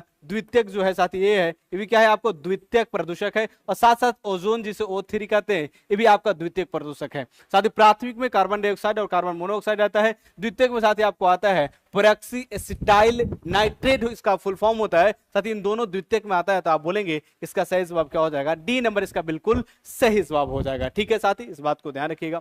नेक्स्ट सवाल की ओर साथी कह रहे कि भारत में मीथेन का मुख्य स्रोत क्या है, मीथेन गैस कहां से निकलता है साथी, तो उसका मुख्य स्रोत है धान की खेत में, क्या धान की खेत में साथी सवाल पूछा गया था। ताकि कुछ ऐसे एक आध सवाल मिल ही जाते हैं जैसे आप देख रहे हैं। नेक्स्ट सवाल साथी कह रहे कि SO2 प्रदूषण सूचित होता है लाइकेन द्वारा, मैंग्रोव द्वारा, आर्किड द्वारा, किसके द्वारा? SO2 जाति जिसे हम सल्फर डाइऑक्साइड कहते हैं। ये साथ ही जब वायु प्रदूषण होता है तो उसमें सल्फर डाइऑक्साइड के साथ ही अहम भूमिका होता है। उस समय हम कैसे पता करेंगे, किससे साथ ही पता करेंगे, इसको सूचित कौन करेगा, तो ये वायु प्रदूषण के बारे में साथ ही सूचित करने वाला लाइकेन होता है, और लाइकेन के द्वारा भी हम साथ ही क्या करते हैं, पता लगा पाते हैं। तो इस बात को याद रखिएगा, SO2 के साथ ही अगर स्तर बढ़ेगा तो लाइकेन के द्वारा इसे मालूम किया जा सकता है, यानी कि ए नंबर इसका बिल्कुल सही जवाब है। ठीक है साथी, उसके बाद आते हैं BPSC PRT 2.0 में जो सवाल पूछा गया है। ये साथी जो आपने पहले पढ़ा फिजिक्स और केमिस्ट्री का जो सवाल था वो TRE 1.0 में फर्स्ट और सेकंड शिफ्ट में था। सेकंड में साथ ही हम लोग पढ़ेंगे TRE 2.0 का साथ ही, और फिर हम लोग पढ़ेंगे TRE 3.0 का। आप भी से कुछ मिनटों के बाद केसरी सर हमारे साथ जुड़ेंगे, साथ ही बायोलॉजी का सवाल लेकर, जिस तरह से मैं आपको करवा रहा हूं शिक्षक भर्ती 1.0, 2.0 और 3.0 के ठीक उसी तरह से बायोलॉजी के सवालों के साथ ही केसरी सर जुड़ेंगे। तो आप अंतिम तक हमारे साथ जरूर बने रहिएगा। चलिए साथी स्टार्ट करते जो TRE PRT में 2.0 में सवाल पूछा गया, जरा देखिएगा क्या क्या सवाल पूछा गया है। साथी धातु को निष्कासन में निम्नलिखित में से किसका उपयोग किया जाता है? साथी धातु के निष्कासन की बात करें तो क्या मिलाया जाता है, कोक, पेट्रोलियम या फिर कोल टायर मिलाया जाता है। साथी धातु का निष्कासन किसे होता है, तो उसके अयस्क से होता है। क्या होता है, अयस्क से होता है। साथी अयस्क और खनिज में बड़ा अंतर है। खनिज साथी पृथ्वी तल से निकाले गए जितने भी पदार्थ होता है उसे हम खनिज कहते हैं, लेकिन वही खनिज में जो जिसमें साथी ज्यादा मात्रा में धातु उपलब्ध होते हैं तथा जिससे सुगमता पूर्वक धातु को निकाला जाए उसे हम अयस्क कहते हैं। यानी कि आप कह सकते हैं साथी सभी खनिज अयस्क नहीं होते हैं, लेकिन सभी अयस्क खनिज होते हैं, आप बोल सकते हैं। साथ ही उससे धातु को बाहर निकालने के लिए, क्योंकि पृथ्वी तल से जब निकाला जाता है इसमें बहुत सारी अशुद्धियां होती है, साथ ही उस अशुद्धियां को हटाकर कई साथ ही चरण से उसको गुजारा जाता है, फिर उसके बाद धातु को निकाला जाता है। तो साथ ही धातु को निष्कर्षण में कोक का प्रयोग किया जाता है। ये कार्बन के साथ एक शुद्ध रूप है जिसे हम कोक कहते हैं, और कोक के द्वारा साथ ही क्या किया जाता है, धातु को निष्कर्षण किया जाता है, उसके निष्कर्षण में कोक का उपयोग किया जाता है, याद रखिएगा। नेक्स्ट सवाल वही आपसे पूछा गया है, देखिए यह आपको टीआरई 1.0 में पूछा गया था और 2.0 में साथ ही सेम सवाल रिपीट है। कहा जा रहा है कि प्रिज्म से गुजरने पर सबसे अधिक अपवर्तित किस रंग का होगा।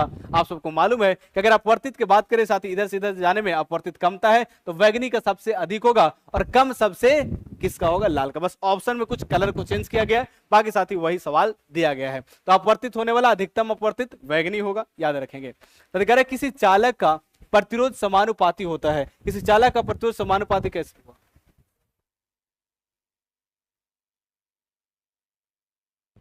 तो साथ ही आप देखेंगे तो चालक के प्रतिरोध का समानुपाती किसका होता है, ध्यान दीजिएगा।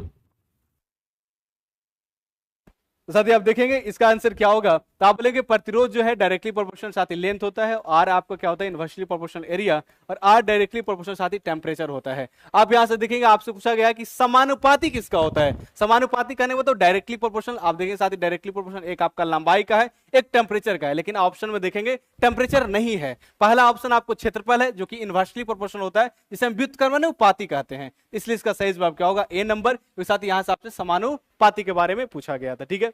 नेक्स्ट सवाल साथी देखिए, कहा जा रहा है कि प्रकाश की एक किरण दर्पण पर 30 डिग्री के कोण पर आपतित होती है, साथ ही दर्पण पर आपतित होती है, आपतन कोण नहीं दिया गया, ध्यान दीजिएगा। दो सवाल होता है, एक होता है आपतन कोण और एक आपतित होना, दोनों अंतर है। आपतित होना मतलब ए हुआ है ना, आपतित होना मतलब ए, एंगल आपको ई वाला दिया गया है 30 डिग्री, और साथ ही आपतन कोण अगर बोला जाए तो आपतन कोण होता है ए वाला, है ना, एक इसको बोलते हैं आपतन कोण। तो आपसे बोला गया है प्रकाश पर एक दर्पण पर 30 डिग्री कोण आपतित होती है, मतलब ई वाला दिया गया है, और आपसे पूछा जा रहा है अभिलंब और परिवर्तित किरण के बीच, मतलब परावर्तन कोण पूछा जा रहा है। आप जानते हैं प्रकाश के परिवर्तन के नियम से साइन आई बराबर क्या होता है, माफ कीजिएगा, आई बराबर आर होता है। अब जितना आई का वैल्यू हुआ उतना ही आर का वैल्यू होगा। पहला ऑप्शन 30 है, 30 मत लगाइएगा क्योंकि आप देख रहे हैं क्या है, यहाँ पे आपको दिया गया है 30, तो यहां से देखेंगे लंबवत है मतलब ये 90 डिग्री है, इतना 30 हो गया तो क्या होगा, तो 60 हो जाएगा, क्योंकि 90 में से 30 आप घटा देंगे, ये 60 डिग्री हो गया, तो साथ ही आर भी कितना होगा, 60 डिग्री होगा, यानी कि बी नंबर इसका बिल्कुल सही जवाब हो जाएगा।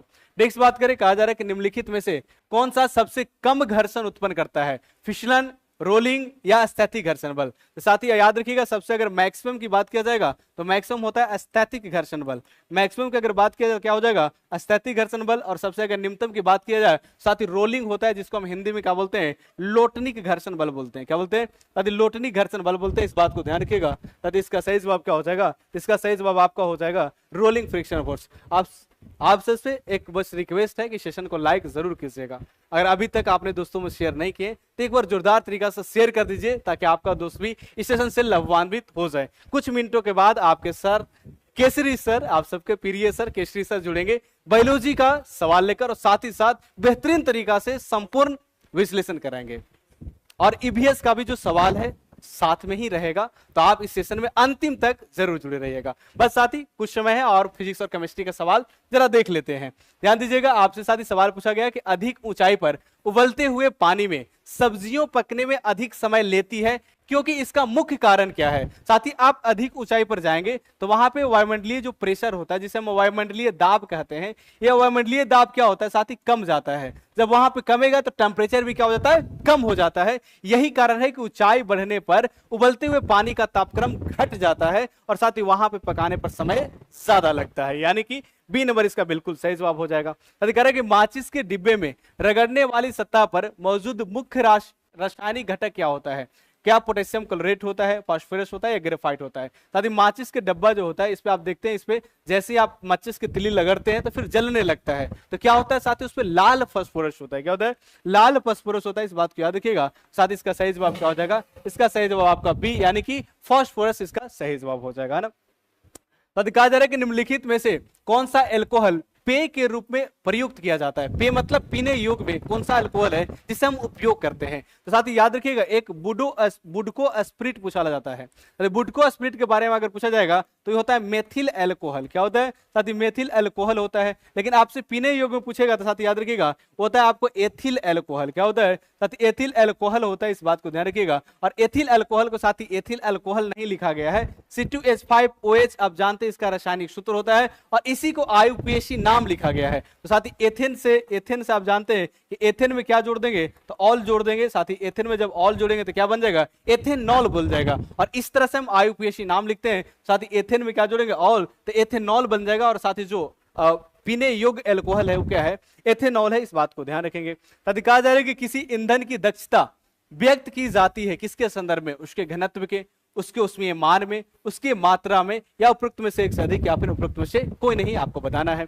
अगर साथ ही बात करें किसी ईंधन की दक्षता के बारे में तो डिपेंड करता है साथ ही किस पर? ऊष्मीय मान पर। किसमें? ऊष्मीय मान पर। साथ ही ऑप्शन में आपको ऊष्मीय मान भी लिखा जा सकता है, लेकिन ऊष्मीय मान जो ऊष्मा होता है साथ ही उसे हम कैलोरी मान भी कहते हैं, क्योंकि ऊष्मा का सीजीएस सिस्टम में कैलोरी मान होता है। साथ ही इसे हम कैलोरी मान भी कह सकते हैं। तो याद रखिएगा इस प्रश्न का सही जवाब क्या हो जाएगा? उसके कैलोरी मान पर निर्भर करता है। आप इसे ऊष्मीय मान भी कह सकते हैं। नेक्स्ट साथ ही कहा जा रहा है कि खाने के डिब्बा वाला। साथ ही ये रिपीट सवाल है जो मैंने आपको दिखाया था टीआरई 1.0 में, साथ ही पीआरटी में था वही सवाल है। तो आप बता देंगे इसका सी नंबर बिल्कुल सही जवाब होगा, क्योंकि टिन की तुलना में जस्ता अधिक प्रतिक्रियाशील होता है। ये भी साथ ही आपसे एक सवाल पूछा गया ऊर्जा के स्तर से उच्चतम ऊर्जा किसको होगा। मैं थोड़ा सा बता दूं साथ ही कि जिसका तरंगदैर्घ्य जो होता है, तरंगदैर्घ्य और ऊर्जा में इनवर्सली प्रोपोर्शनल रिलेशनशिप होता है। तरंगदैर्घ्य और ऊर्जा में इनवर्सली प्रोपोर्शनल साथ ही रिलेशन होता है, यानी जिसका तरंगदैर्घ्य ज्यादा होगा उसमें ऊर्जा कम होगा, और जिसका तरंगदैर्घ्य कम होगा उसका ऊर्जा क्या होगा? साथ ही अधिक होता है। तो आप यहाँ पे देख पाएंगे साथ ही वैजानी फिनाला, आप इसे जाते हैं तो जैसे जैसे आप इधर बढ़ते जाएंगे उसका तरंगदैर्घ्य बढ़ते जाता है। जब तरंगदैर्घ्य बढ़ते जाएगा तो साथ ही ऊर्जा क्या होगा? कम होते जाएगा। तो आप ध्यान दीजिएगा, आपसे सवाल पूछेगा उच्चतम ऊर्जा किसको होगा। तो उच्चतम ऊर्जा की बात करें साथ ही लाल से पहले या तो बैगनी के या जामुनी होना चाहिए या फिर नीला होना चाहिए। तो साथ ही आप देखेंगे यहाँ पर नीला प्रकाश है, इसलिए इसका सही जवाब क्या हो जाएगा? नीला, क्योंकि इन सब प्रकाशों में से इसका तरंगदैर्घ्य कम होता है। जब कम तरंगदैर्घ्य होगा तो ऊर्जा की मात्रा अधिक हो जाएगी, इस बात को आप ध्यान रखेंगे। नेक्स्ट पूछा जा रहा है कि पेंसिल लेड बनाने के लिए किस पदार्थ का उपयोग किया जाता है। पेंसिल लेड में आप जानते हैं साथ ही क्या प्रयोग किया जाता है? तो कार्बन का एक आपरूप है, उस कार्बन के आपरूप को साथ ही हम ग्रेफाइट कहते हैं। क्या कहते हैं? साथ ही ग्रेफाइट कहते हैं। कार्बन का और आपरूप होता है जिसमें साथ ही हीरा आता है और फ्लोरीन आता है जिसका आकार फुटबॉल की तरह होता है। तो आप इस देखेंगे साथ ही इसका सही जवाब क्या हो जाएगा? ग्रेफाइट, यानी कि सी नंबर इसका बिल्कुल सही जवाब हो जाएगा। कह रहा है कि शुद्ध पानी की तुलना में अशुद्ध पानी का क्वथनांक क्या होता है। साथ ही शुद्ध पानी है और उस शुद्ध पानी में कुछ और मिला देंगे तो साथ ही पानी अशुद्ध हो गया। जैसे ही पानी अशुद्ध होता है तो साथ ही उसका जो क्वथनांक है, यानी साथ जिसमें उबलना शुरू करता है, वो क्वथनांक भी साथ ही बढ़ जाता है। क्या बढ़ जाता है? फिर जैसे ही अशुद्ध जल हुआ तो उसका टेम्परेचर जितने पर साथ ही वो बॉइलिंग हो रहा था, वाष्प में बदल रहा था, उसका और टेम्परेचर बढ़ाना पड़ेगा। क्या बढ़ाना पड़ेगा? तो याद रखिएगा साथ ही क्वथनांक क्या हो जाता है? बढ़ जाता है, इस बात को ध्यान रखेंगे। कह रहा है कि साबुन एवं डिटर्जेंट स्रोत है कार्बनिक प्रदूषण जैसा, इसमें आपको बताना है क्या होगा। साथ ही साबुन और डिटर्जेंट की बात करें साथ ही उच्च वाष्पीय कार्बनिक पदार्थ होता है। उच्च वाष्पीय कार्बनिक पदार्थ जिसे हम साथ ही ग्लिसरॉल भी कहते हैं। लेकिन जो साबुन और डिटर्जेंट का स्रोत है कार्बनिक और अकार्बनिक दोनों होता है। तो साथ ही इस तरह से आप बोलेंगे ग्लिसरॉल भी हो जाएगा आंसर, पॉलीफॉस्फेट भी होगा, और साथ ही सल्फोनेटेड हाइड्रोकार्बन भी हो जाएगा। यानी कि इस प्रश्न का जो सही जो आंसर होगा साथ ही डी नंबर, यानी कि उपरोक्त में से एक से अधिक हो जाएगा। साथ ही नेक्स्ट आपको सवाल पूछा गया कि ऑटोमोबाइल है, इसके निकास एग्जॉस्ट का सबसे खतरनाक धातु प्रदूषक कौन है। सबसे खतरनाक धातु प्रदूषक की बात करें तो साथ ही वो शीशा होता है। क्या होता है? शीशा होता है, इस बात को ध्यान रखिएगा ऑटोमोबाइल के साथ ही सबसे खतरनाक धातु प्रदूषक के बारे में। अगर नेक्स्ट सवाल की बात करें तो साथ इसको बतलाने की जरूरत नहीं है क्योंकि आपने बहुत बार पढ़े हैं, लेकिन फिर भी मैं आपको बता देता हूं। ध्वनि का साथ ही कान का श्रवण परास, श्रवण परास कहने का मतलब जिसे मनुष्य सुन सकता है। साथ ही मनुष्य सुन सकता है किसका? तो आप बोलेंगे 20 हर्ट्ज से लेकर अगर 20,000 हर्ट्ज के बीच में है तो उसे मनुष्य सुन सकता है। साथ ही ए नंबर बिल्कुल सही जवाब होगा। एक अवश्रव होता है जो 20 हर्ट्ज से कम होता है, और 20 हर्ट्ज से कम या 20,000 से हर्ट्ज से अधिक होगा उसको भी मनुष्य नहीं सुन सकेगा, यानी ए नंबर इसका बिल्कुल सही जवाब हो जाएगा। नेक्स्ट सवाल बीपीएससी टीआरई 3.0 का है। कुछ सवाल और है, इसके बाद आपके प्यारे केसरी सर बायोलॉजी का प्रश्न साथ साथ उसमें ईवीएस का सवाल लेकर जुड़ेंगे। तो आपसे मुझे उम्मीद है आप अंतिम तक जुड़े रहेंगे इसी जोश के साथ, क्योंकि सर भी पूरे एनर्जेटिक होकर आपको संपूर्ण विश्लेषण करके पढ़ाएंगे। साथ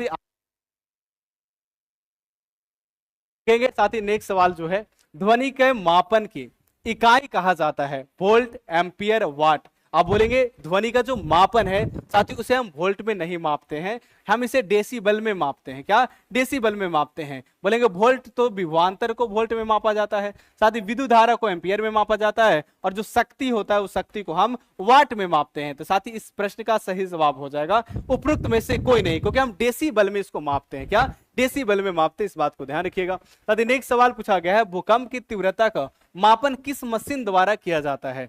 बैरोमीटर, सिस्मोग्राफ या मैनोमीटर? प्यारे साथियों, इस प्रश्न का जो आंसर आयोग द्वारा दिया गया है वो सिस्मोग्राफ। लेकिन मैं आपको बताता हूं साथी, जब यंत्र पूछता है या फिर मशीन पूछता है तो इसका आंसर होना चाहिए सिस्मोग्राफ। क्या? सिस्मोग्राफ होना चाहिए। लेकिन आयोग द्वारा इसे साथी सिस्मोग्राफ नहीं दिया गया है, आयोग द्वारा बताया गया रेक्टर स्केल। क्या? Richter scale. जो रेक्टर स्केल है साथी क्या होता है कि जितना तीव्रता से भूकंप आया अगर उसको दर्शाया जाता है तो रेक्टर स्केल पर दर्शाया जाता है। तो जब दर्शाने की बात करें तो रेक्टर स्केल होना चाहिए, लेकिन सिस्मोग्राफ को गलती कर दिया गया है, इसलिए आयोग द्वारा यही सही माना गया। तो आप भी मानेंगे जब मशीन की बात करेगा तो साथी होना चाहिए सिस्मोग्राफ, क्योंकि मशीन और यंत्र सिस्मोग्राफ होता है और ग्राफ जो दर्शाया जाता है वो रेक्टर स्केल होता है। तो साथी इसलिए आयोग द्वारा जो दिया गया वो अभी हम भी मान रहे हैं। साथ इसका सही जवाब क्या होगा? उपरोक्त में से कोई नहीं, यानी कि ई नंबर इसका बिल्कुल सही जवाब होगा आयोग के द्वारा। ठीक है। तदकरे की वायु में ऑक्सीजन की प्रतिशत कितना है? तो आप बोलेंगे ऑक्सीजन की प्रतिशत जो है 21% होता है साथी वायु में, है ना। इस बात को ध्यान रखिएगा। एक साथी कहा जा रहा है कि विद्युत में से वह कौन सा यंत्र है जिसके द्वारा विद्युत परिपथ में बहने वाली धारा की पहचान होती है? साथी बहने वाली धारा की अगर बात किया जाएगा, यानी आपसे डायरेक्शन पूछा जा रहा है, और साथी जब डायरेक्शन पूछा जाएगा या सूक्ष्म तरंग धारा के बारे में बात किया जाता है तो गैल्वेनोमीटर होता है। क्या होता है? गैल्वेनोमीटर होता है। लेकिन साथी अगर सिर्फ आपसे विद्युत धारा की मान पूछा जाएगा तो अमीटर हो जाता है। तो याद रखिएगा साथी गैल्वेनोमीटर इसका आंसर हो जाएगा। नेक्स्ट साथी पूछा जा रहा है कि सितारों के चमकने की प्रकाशीय प्रक्रिया निम्नलिखित में से किसके कारण होती है? वातावरणीय परिवर्तन, पूर्ण पर अपवर्तन, वातावरणीय अपवर्तन, किसके द्वारा होता है? एक बार कमेंट बॉक्स में कमेंट करके बताइएगा। और आप सब कमेंट बॉक्स में अपना आंसर जरूर दीजिएगा ताकि आपके अंदर लगेगा कि आप जो पढ़े हैं उसको आप बता पा रहे हैं, एक अच्छा सा एनर्जी उत्पन्न हो पाएगा, है ना। इसलिए कमेंट बॉक्स में कमेंट सभी लोग को करना है, सेशन को लाइक करना मत भूलिएगा, है ना। साथ ही इसका सही जवाब क्या हो जाएगा? वातावरणीय अपवर्तन। इसी के कारण क्या होता है साथी? चमकता है सितारा या तारा, है ना। आगे बढ़ने से पहले मैं आपको बता दूं साथी, शिक्षक भर्ती 4.0 का हमारे एप्लीकेशन साथी पीजीटी का कोर्सेस आ चुका है और उसमें क्लासेस चल भी रही हैं साथी। तो आप हमारे साथ जुड़ सकते हैं मात्र साथी 999 रुपया में। हमारे साथ जुड़कर बहुत बेहतरीन तरीका से आप पढ़ सकते हैं। पीजीटी में साथी जितने भी सब्जेक्ट है, हर एक सब्जेक्ट अलग अलग शिक्षकों के द्वारा पढ़ाई जाती है। तो आप ध्यान रखेंगे, इसमें आपको live classes plus recorded classes में मिलेगा। तो आप हमारे साथ जरूर जुड़िएगा, मात्र 999 रुपया में जुड़कर साथी तैयारी कर सकते हैं। कि अवतल दर्पण द्वारा बनाया हुआ प्रतिबिंब साथी क्या होगा? आप जानते हैं अवतल दर्पण द्वारा प्रतिबिंब बनता है वो वास्तविक भी बनता है और साथ साथ साथी क्या होता है? आभासी भी होता है। क्या? आभासी भी होता है साथी, दोनों प्रतिबिंब बनता है। अगर बात करें साथी उत्तल दर्पण का, तो उत्तल दर्पण में सिर्फ और सिर्फ काल्पनिक प्रतिबिंब बनता है जिसे आभासी कहते हैं। तो केवल आभासी नहीं बनेगा साथी, हमेशा वास्तविक नहीं बनेगा, दोनों बनेगा साथी। ये तो होगा ही नहीं, तो आप याद रखिएगा उपरोक्त में से कोई नहीं आंसर इसका हो जाएगा, क्योंकि दोनों बनता है। और इसके बाद देखिए इलेक्ट्रॉन के प्रवाह को क्या कहा जाता है? अगर इलेक्ट्रॉन की प्रवाह को साथ ही हम कहते हैं विद्युत धारा। क्या कहते हैं? इलेक्ट्रॉन के प्रवाह को हम विद्युत धारा कहते हैं, याद रखिएगा। साथ ही आपसे सवाल पूछा जा रहा है कि आपेक्षिक घनत्व का इकाई क्या होगा? याद रखिएगा मैंने आपको बताया था कि जो समान भौतिक राशि का अगर अनुपात आएगा तो उस समय साथ ही आप देखेंगे आपेक्षिक अगर घनत्व पूछा जाए, अपेक्षिक घनत्व बराबर साथ ही क्या होता है? तो आप देखेंगे वस्तु का घनत्व, वस्तु का घनत्व हो गया, और साथ ही साथ क्या होता है? अपन में 4 डिग्री सेल्सियस पर पानी का घनत्व, साथ ही ऊपर भी घनत्व आ गया और नीचे भी घनत्व आ गया। दो समान भौतिक राशि का जब रेशियो आता है उसका कोई डायमेंशन नहीं होता है, यानी मात्रक विहीन हो जाएगा, यानी कि साथ ही इसका सी नंबर बिल्कुल सही जवाब होगा। उसी तरह से अपवर्तन याद रखिएगा, अपवर्तन का भी कोई मात्रक नहीं होता है, साथ ही इस बात को याद रखिएगा। विकृति भी आप याद रखिएगा। नेक्स्ट सवाल, यदि हम कपूर को खुले बर्तन में रखते हैं तो साथी उसका मात्रा बराबर घटती रहती है, इस प्रक्रिया को क्या कहते हैं? आप जानते हैं साथी अगर कपूर के रखेंगे तो ठोस से द्रव्य नहीं बदलता है, डायरेक्ट साथी वो गैस में बदल जाता है। जब वो गैस में बदलता है तो उस प्रक्रिया को हम क्या कहते हैं, उदरपातन, सब्लिमेशन कहते हैं। यानी साथ ही इस प्रश्न का सही जवाब ए नंबर बिल्कुल सही जवाब होगा।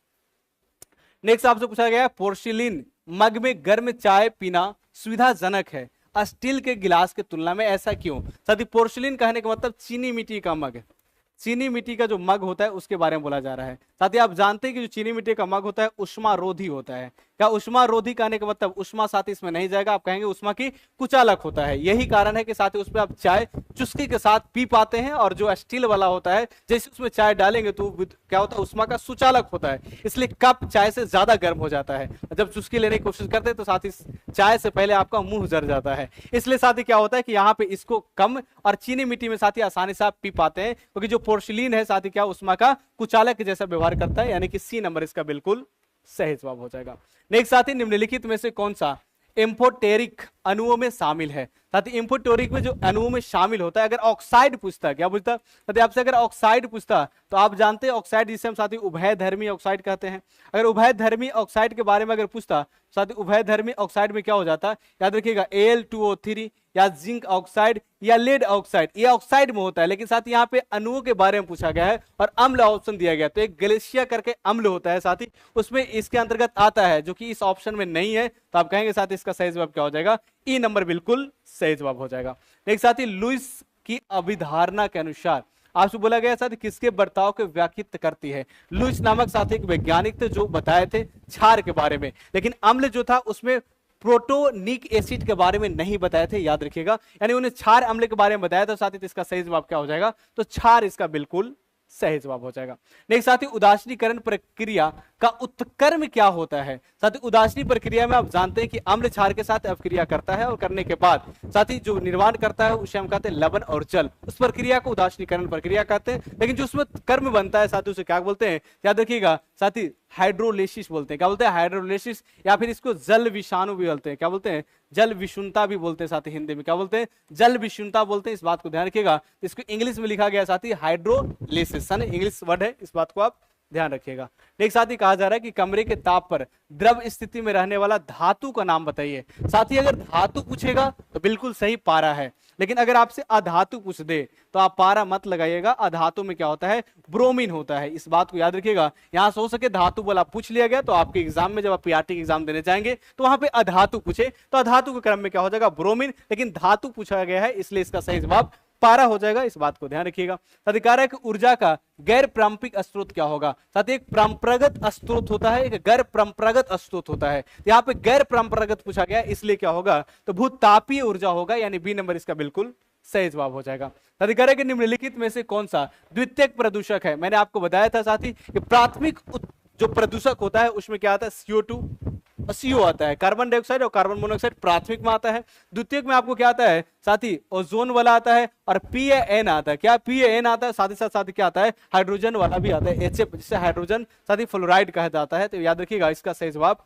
सी नंबर बिल्कुल सही जवाब हो जाएगा। साथ ही इसके बाद आप सबका प्यारे केसरी सर जुड़ेंगे बायोलॉजी का सवाल, साथ ही साथ EVS के सवाल लेकर। मैंने आपको फिजिक्स और केमिस्ट्री का जो सवाल था आपके पीआरटी में TRE 1.0, 2.0 या 3.0 में जो पूछा गया था मैंने आपको बता दिया। साथ ही मेरे साथ जुड़कर आपको कैसा लगा कमेंट बॉक्स में जरूर बताइएगा और साथ ही सेशन को लाइक जरूर कीजिएगा। आप सबको यहाँ तक जुड़े रहने के लिए बहुत बहुत धन्यवाद, है ना। साथ ही बहुत जल्द आपके साथ किसी साथ जुड़ेंगे तो आप हमारे साथ जुड़े रहिएगा, ठीक है। Thank you.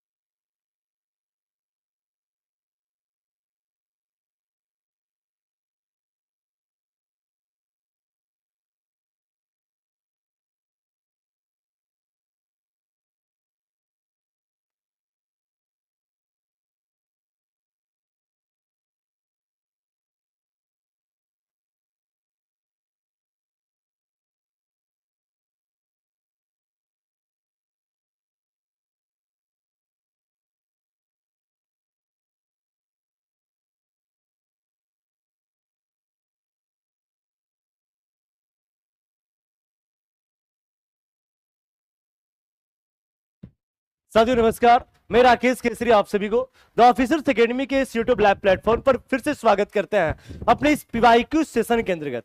साथ ही इसके अंतर्गत में आज हम लोग बात करने वाले हैं वैसे इस क्वेश्चंस के बारे में जो कि हमारे ऑलरेडी विगत वर्षों में यानी जो टीआरई 1 का जो एग्जाम हुआ है, टीआरई 1 के जो 2 शिफ्ट में एग्जाम हुए ना, उसके पीआरटी के क्वेश्चंस को देखेंगे। फिर टीआरई 2 के हम लोग टीआरई 2 में जो एग्जाम्स हुआ है उसके क्वेश्चंस को देखेंगे, और अंततः टीआरई 3 जो कि कैंसिल हो चुका था ना, तो उसके भी प्रश्नों को देखेंगे भाई किस टाइप के प्रश्न थे। तो इन सारे प्रश्नों का विश्लेषण हम लोग देखेंगे इसके अंतर्गत में, और किस लेवल के क्वेश्चन आए थे ना उसको भी देखेंगे।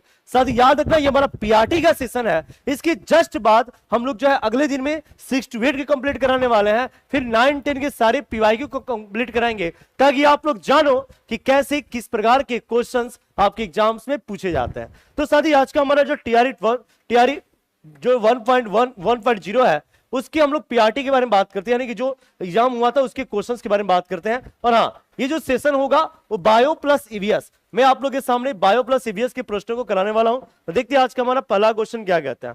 लेकिन उससे पहले साथी आप लोग हमारे रिवीजन बैच के साथ अभी भी जुड़ सकते हैं अगर आप एग्जाम देने जा रहे हैं टीआरई 3 का, तो ठीक है। अगला क्वेश्चन, पहला क्वेश्चन क्या बोला, निम्नलिखित में से किसका पीएच वैल्यू 7 से अधिक होता है।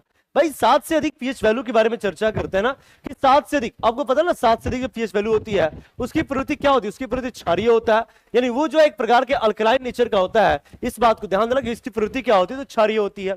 अब यहां हम बात करें सिरका के बारे में, यू नो वेरी वेल मेरे दोस्त, कि जो सिरका होता है इसमें एक अम्ल पाया जाता है, जिस अम्ल को हम लोग किस रूप में, जिस अम्ल को हम लोग एसिटिक अम्ल के रूप में जानते हैं। मेरे दोस्त याद रखना हमारा एसिटिक अम्ल है रक्त प्लाज्मा, जिसकी जो पीएच वैल्यू होती है, अगर हम लोग इसके पीएच वैल्यू के बारे में बात करते हैं, इसका जो पीएच वैल्यू होता है वो 7.4 होता है, यू नो वेरी वेल। और जो गैस्ट्रिक जूस होते हैं मेरे साथ ही याद रखना, इसमें जो मैक्सिमम मात्रा होती है HCl की, and you know very well कि जो HCl होता है एक प्रकार का क्या होता है, तो एक प्रकार का स्ट्रॉन्ग एसिड होता है। मेरे दोस्त HCl जो एक प्रकार का क्या है, एक प्रकार का स्ट्रॉन्ग एसिड है, यानी इसकी जो पीएच वैल्यू होती है ना 1 पॉइंट समथिंग होता है, इस चीज को ध्यान देना। तो आप देख पा रहे हैं कुछ सिर्फ और सिर्फ ब्लड ही हमारा एक ऐसा पार्ट है जो कि हमारे एक प्रकार के छात्र 7 से कम पीएच वैल्यू को शो कर रहा है, यानी अपनी प्रवृत्ति को कैसा, तो क्षारीय के रूप में प्रदर्शित कर रहा है। इस बात को याद रखना और इसका आंसर भी करोगे। अगले क्वेश्चन की तरफ बात करेंगे, प्रत्येक कोशीय स्तर पर गैर अपघटनीय रसायनों के लगातार रासायनिक संचरण की प्रक्रिया को किस रूप में जाना जाता है। मेरे साथ ये बहुत अच्छा क्वेश्चन है। क्वेश्चन पूछ रहा है कि प्रत्येक कोशीय स्तर पर गैर अपघटनीय रसायनों के लगातार रासायनिक चक्र की संचय, यानी कि रसायनों के द्वारा उसको खत्म नहीं किया जा रहा है, उसको गैर रासायनिकों के द्वारा इसको खत्म किया जा रहा है। तो क्या उस तापजनक आवर्धन होता है, रूपात्मक होते हैं, जैविक होते हैं। तो मेरे दोस्त याद रखना उस प्रकार के अपघटन को हम लोग किस रूप में, तो जैविक आवर्धन के रूप में जानते हैं। यानी इसका आंसर आप लोग क्या करोगे, इसका आंसर आप लोग सी करना। ध्यान देना, मेरा जो आयोग है, जो भी क्वेश्चंस के आंसर होंगे सारे आयोग, और हाँ अगर आयोग ने गड़बड़ किया है उसको भी कमियों को हम लोग निकालने का प्रयास करेंगे, ठीक है। इसका आंसर क्या करना भाई, तो इसका आंसर हम बोल सकते हैं, साथी ध्यान देना, हम बात करें कि इसका आंसर क्या होगा, तो इसका आंसर आप लोग 57 का आंसर क्या करोगे, तो सी करना। अगला क्वेश्चन बात कर रहे हैं मेरे दोस्त कि मेथोमोग्लोबिनोया निम्नलिखित में से किसके दूषित पानी के पीने के कारण होता है। मेरे दोस्त याद रखना यह एक प्रकार का असंक्रामक बीमारी है। भाई असंक्रामक किसे कहते हैं, तो वैसा रोग जो किसी एक व्यक्ति से दूसरे व्यक्ति में नहीं फैलता, वो जो है असंक्रामक रोग, एक नॉन कम्युनिकेबल डिजीज उसे कहते हैं। जो डिजीज मेरे दोस्त याद रखना कि एक व्यक्ति से दूसरे व्यक्ति द्वारा नहीं होता है। और हाँ, ये जो असंक्रामक बीमारियां होती है ना, तो हमारे शरीर में बहुत सारे इसके कारक है, जैसे हीनतायता, अगर विटामिन ए की कमी है और हमको रतौंधी हुआ, तो ऐसा तो नहीं है कि हमारे साथ जो मेरा दोस्त रह रहा है उसको भी रतौंधी हो जाएगा। अगर साथ ही याद रखना कि अगर हमारी पैर की हड्डी टूट गई है, तो ऐसा तो पॉसिबल नहीं है ना कि आप मेरे साथ एनी टाइम रह रहे हो तो आपकी पैर की हड्डी टूट जाएगी। सेम उसी प्रकार का हमारा ये भी रोग होता है मेरे दोस्त, याद रखना, जिसको हम लोग किस रूप में, तो मेथोमोग्लोबिनिया के रूप में जानते हैं। और ये किसके अधिकता से, तो नाइट्रेट की अधिकता से होता है। साथ ही याद रखना ब्लू बेबी सिंड्रोम के रूप में भी इसको जाना जाता है। तो ब्लू बेबी सिंड्रोम जो रोग होता है ना, वो भी हमारे शरीर में किसके अधिकता से, तो हमारे इसी की अधिकता से, नाइट्रेट्स की अधिकता से होता है। यानी इसका आंसर आप लोग क्या करना, इसका आंसर सी करना। जबकि बात करते हैं कैडमियम की अधिकता से क्या होता है भाई, तो एक बीमारी होती है जो कि हमारे टीआरई 2 में पूछा गया क्वेश्चन है कि जो कैडमियम की अधिकता से कौन सा बीमारी होता है, तो याद रखना उस बीमारी को इटाई कहते हैं। मैंने क्या बोला कि उसको हम लोग इटाई के रूप में जानते हैं। इस चीज को आप लोग ध्यान देना और इसका आंसर क्या करोगे, इसका आंसर सी करना। अगले क्वेश्चन, निम्नलिखित में से कौन सा जंगल में आहार श्रृंखला का प्रतिनिधित्व करता है, आपको इसके बारे में कमेंट करना। मेरे दोस्त आहार श्रृंखला के बारे में बात कर रहे हैं, और आपको पता है कि आहार श्रृंखला में अगर सबसे नीचे हम लोग बात करते हैं, सबसे नीचे कौन होता है भाई, तो सबसे पहले स्वपोषी होता है। स्वपोषी के बाद इसको हरण करने वाले कौन होते हैं, तो मेरे दोस्त याद रखना कौन होता है, शाकाहारी होता है।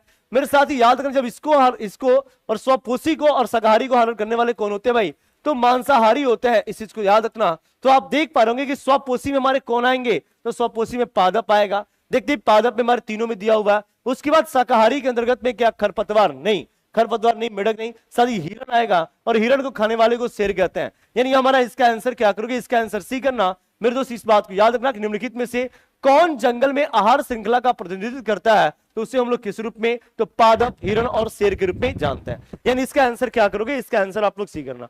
अगले क्वेश्चन की तरफ बात कर रहे हैं कि आहार श्रृंखला में शाखान्वित श्रृंखला को खाली स्थान कहा जाता है।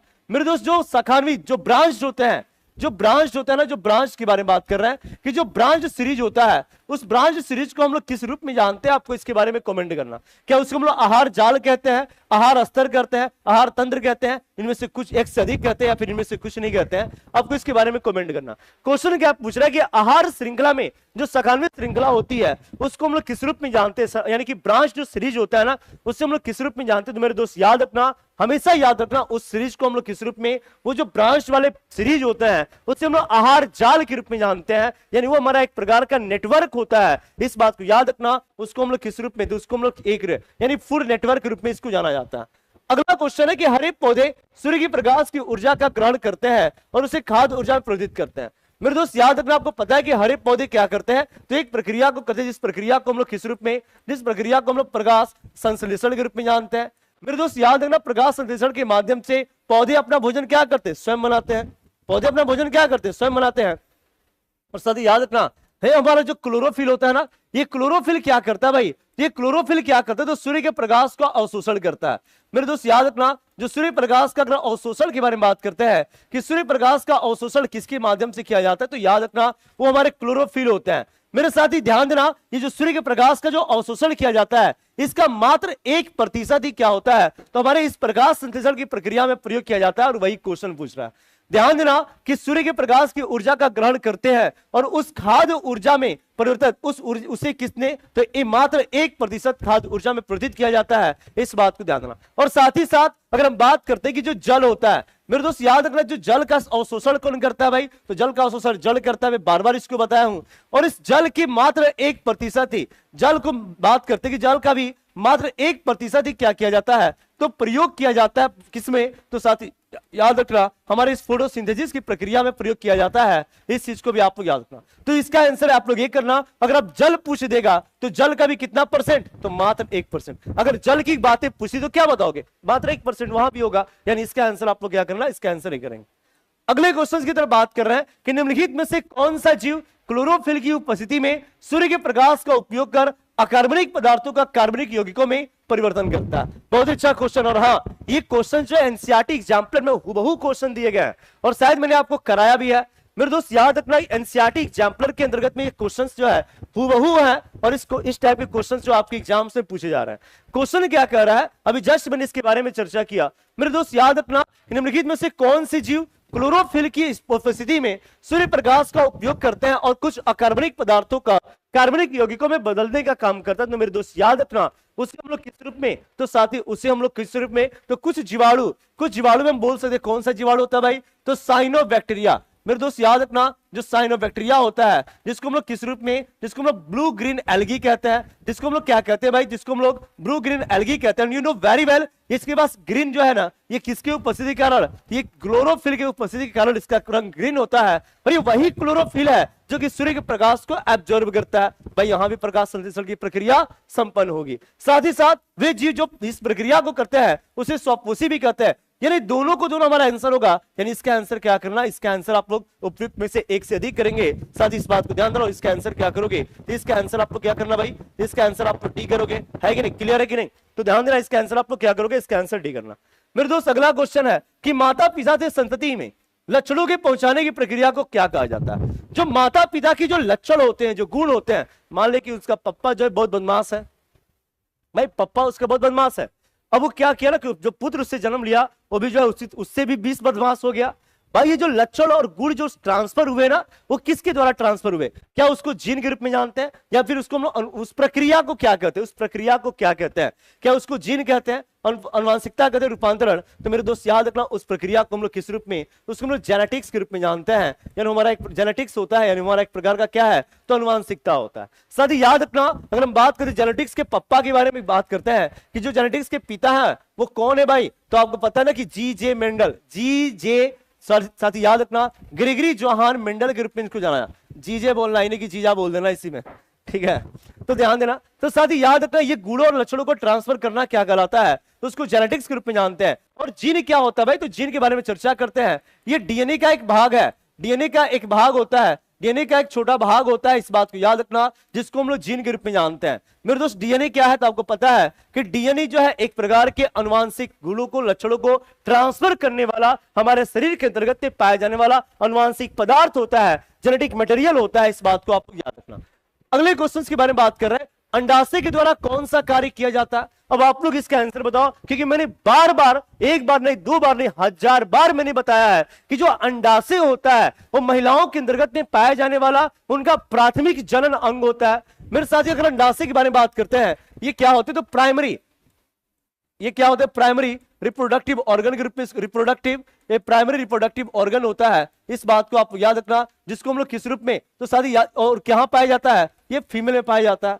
मेरे दोस्त याद रखना, ये वही अंडाशय है, ये वही अंडाशय है जो अंडाणु का निर्माण करता है। याद रखना, अंडाणु का निर्माण कौन करता है भाई, तो इस अंडाणु का निर्माण यही करता है। साथ ही साथ ये वही अंडाशय है जो एस्ट्रोजन का निर्माण करता है। मेरे दोस्त, यह वही एस्ट्रोजन है जो कि महिलाओं के अंतर्गत में जो उनके सेक्स ऑर्गन होते हैं ना, उनको विकसित करने का काम यही करता है। साथ ही साथ यह वही अंडाशय है जहां से प्रोजेस्टेरॉन, मेरे दोस्त याद रखना, जहां से प्रोजेस्टेरॉन हार्मोन भी सेक्रेशन होता है। और ये वही हार्मोन है जो करता क्या है भाई, तो वह वही हार्मोन है जो कि महिलाओं के अंतर्गत में एमसी पीरियड को लाता है और उसको बैलेंस करता है, उसको नियंत्रित, नियमित तरीके से लाने का काम करता है। यानी इसका काम ये भी है, ये भी है, ये भी है। इसका मतलब इसका आंसर क्या करना, इसका आंसर उपयुक्त में से एक से अधिक करना। मेरे दोस्त याद रखना, ये महिलाओं का एक प्रकार का फीमेल का जो प्राइमरी रिप्रोडक्टिव ऑर्गन के रूप में इसको जाना जाता है। इसका आंसर क्या करोगे, इसका आंसर आप लोग डी करना। अगले क्वेश्चन से पहले साथी, आपको पता है ना कि द ऑफिसर्स एकेडमी में टीआरई 1 और टीआरई 2 में लगभग तहलका को मचाया है, टीआरई 3 में तहलका मचाने वाले आप हैं। आप सभी साथी एक बार कमेंट करना कि कितने लोग चाहते हैं कि आपका फोटो यहां पर एक बड़े फोटो साइज में लगना चाहिए, कमेंट करना। तो अगला क्वेश्चन है कि कोलीफॉर्म क्या है। बहुत अच्छा क्वेश्चन है, बहुत अच्छा क्वेश्चन, और ज्यादा दिमाग लगाने की जरूरत नहीं है। साथी कोलीफॉर्म जो है हम लोग बार बार पढ़ते आते हैं ई कोलाई के बारे में, यू नो ना, ई कोलाई जो होता है उसी को हम लोग किस रूप में, तो कोलीफॉर्म के रूप में जानते हैं। अब ये कोलीफॉर्म क्या है भाई, इसके बारे में तो आपको पता चल जाएगा। पहला ऑप्शन बोला कि अति ठंडे वातावरण में पाया जाने वाला एक प्रकार का बैक्टीरिया होता है क्या, दूसरा बोला कि गर्म चश्मों में पाया जाने वाला बैक्टीरिया, और तीसरा बोला कि प्राणियों के पाचन नाल में उपस्थित बैक्टीरिया। मेरे दोस्त याद रखना कि प्राणियों के पाचन नाल में, यानी पाचन नाल के बारे में बात करते हैं, ये कहां पर, तो साथ ही याद रखना जो बड़ी आंत होती है ना, ये जो बड़ी आंत होती है, उस बड़ी आंत के किस वाले भाग में, तो उस बड़ी आंत के सीकम वाले भाग पर एक जीवाणु पाया जाता है जिसको हम लोग कोलीफॉर्म, यानी उससे हम लोग ई कोलाई के नाम से जानते हैं। इस चीज को आपको ध्यान देना, ठीक है। तो साथ ही याद रखना ये वही कोलीफॉर्म ई कोलाई है जो कि एक प्रकार के किसके रूप में, जो कि एक प्रकार के सहजीवी के रूप में काम करता है। भाई ये सहजीवी के रूप में क्या काम करता है, तो जितने भी हमारे अपचित भोजन होते हैं, अपचित भोजन के बारे में बात करते हैं, अपचित भोज्य पदार्थ के बारे में, तो जो अपचित भोज्य पदार्थ को क्या करता है भाई, को मल में परिवर्तित करता है, को मल में क्या करता है, तो मल में परिवर्तित करता है। इस बात को याद रखना, और मल में परिवर्तित करने के पश्चात करता है, और उसके साथ साथ हम बोल सकते हैं कि इसको मल में परिवर्तित करने के पश्चात यह हमारे शरीर में विटामिन, मेरे दोस्त याद रखना, विटामिन B12 तथा विटामिन के का क्या करता है, विटामिन B12 और विटामिन के का निर्माण करता है। इस बात को याद रखना, इसलिए हम लोग इस जीवाणु को किस रूप में, तो इस सहजीवी के रूप में जानते हैं जिसका नाम है कोलीफॉर्म। इसका आंसर क्या करना मेरे दोस्त, तो इसका आंसर आप लोग सी करेंगे, ठीक है। समझ में आ रही है कहानी, समझ में आ रही भाई। तो सारी की सारी बातें हम लोग हो चुके हैं। चाहते तो है सर बट लेंगे तब ना, लेंगे लेंगे बिल्कुल लेंगे। एक तो गाना भी निकला ना, लेंगे लेंगे, तो लेंगे, आप भी लेंगे और हम भी लेंगे, सब लेंगे, ठीक है। चलो अगला क्वेश्चन क्या है, अगला क्वेश्चन क्या है कि परितंत्र में ऊर्जा का प्रवाह कैसे होता है। भाई परितंत्र में ऊर्जा, जैसे मान लो कि हम लोगों ने क्या किया कि जैसे पेड़ पौधे, हरे पेड़ पौधे क्या करते हैं, हम बात करते हैं जो हरे पादप होते हैं, ये हरे पादप क्या करते हैं कि सूर्य से, मेरे दोस्त याद रखना कि सूर्य से क्या करते हैं कि हरे पादप जो सूर्य से प्रकाश को लेते हैं और यहां से ऊर्जाओं का निर्माण करते हैं। इस बात को ध्यान देना। उसके साथ हम बोल सकते हैं भाई, उसके साथ हम बोल सकते हैं, क्या बोलेंगे, तो उसके साथ हम ये बोलेंगे, साथी ध्यान देना,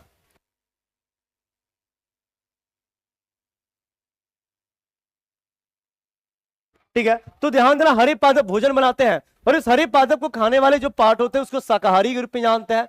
शाकाहारी के बाद इसको कौन खाता है, तो मांसाहारी, मतलब कि कुछ इस प्रकार से जाते हैं। तो साथ ही याद रखना कि परितंत्र में जो ऊर्जा का प्रवाह होता है वो बिल्कुल एक दिशीय होता है, यानी इसका आंसर आप लोग बी करेंगे। इसका आंसर क्या करोगे मेरे दोस्त, इसका आंसर आप लोग बी करना, यानी ये बिल्कुल ही क्या होता है, तो एक दिशीय होता है, इस चीज को ध्यान देना।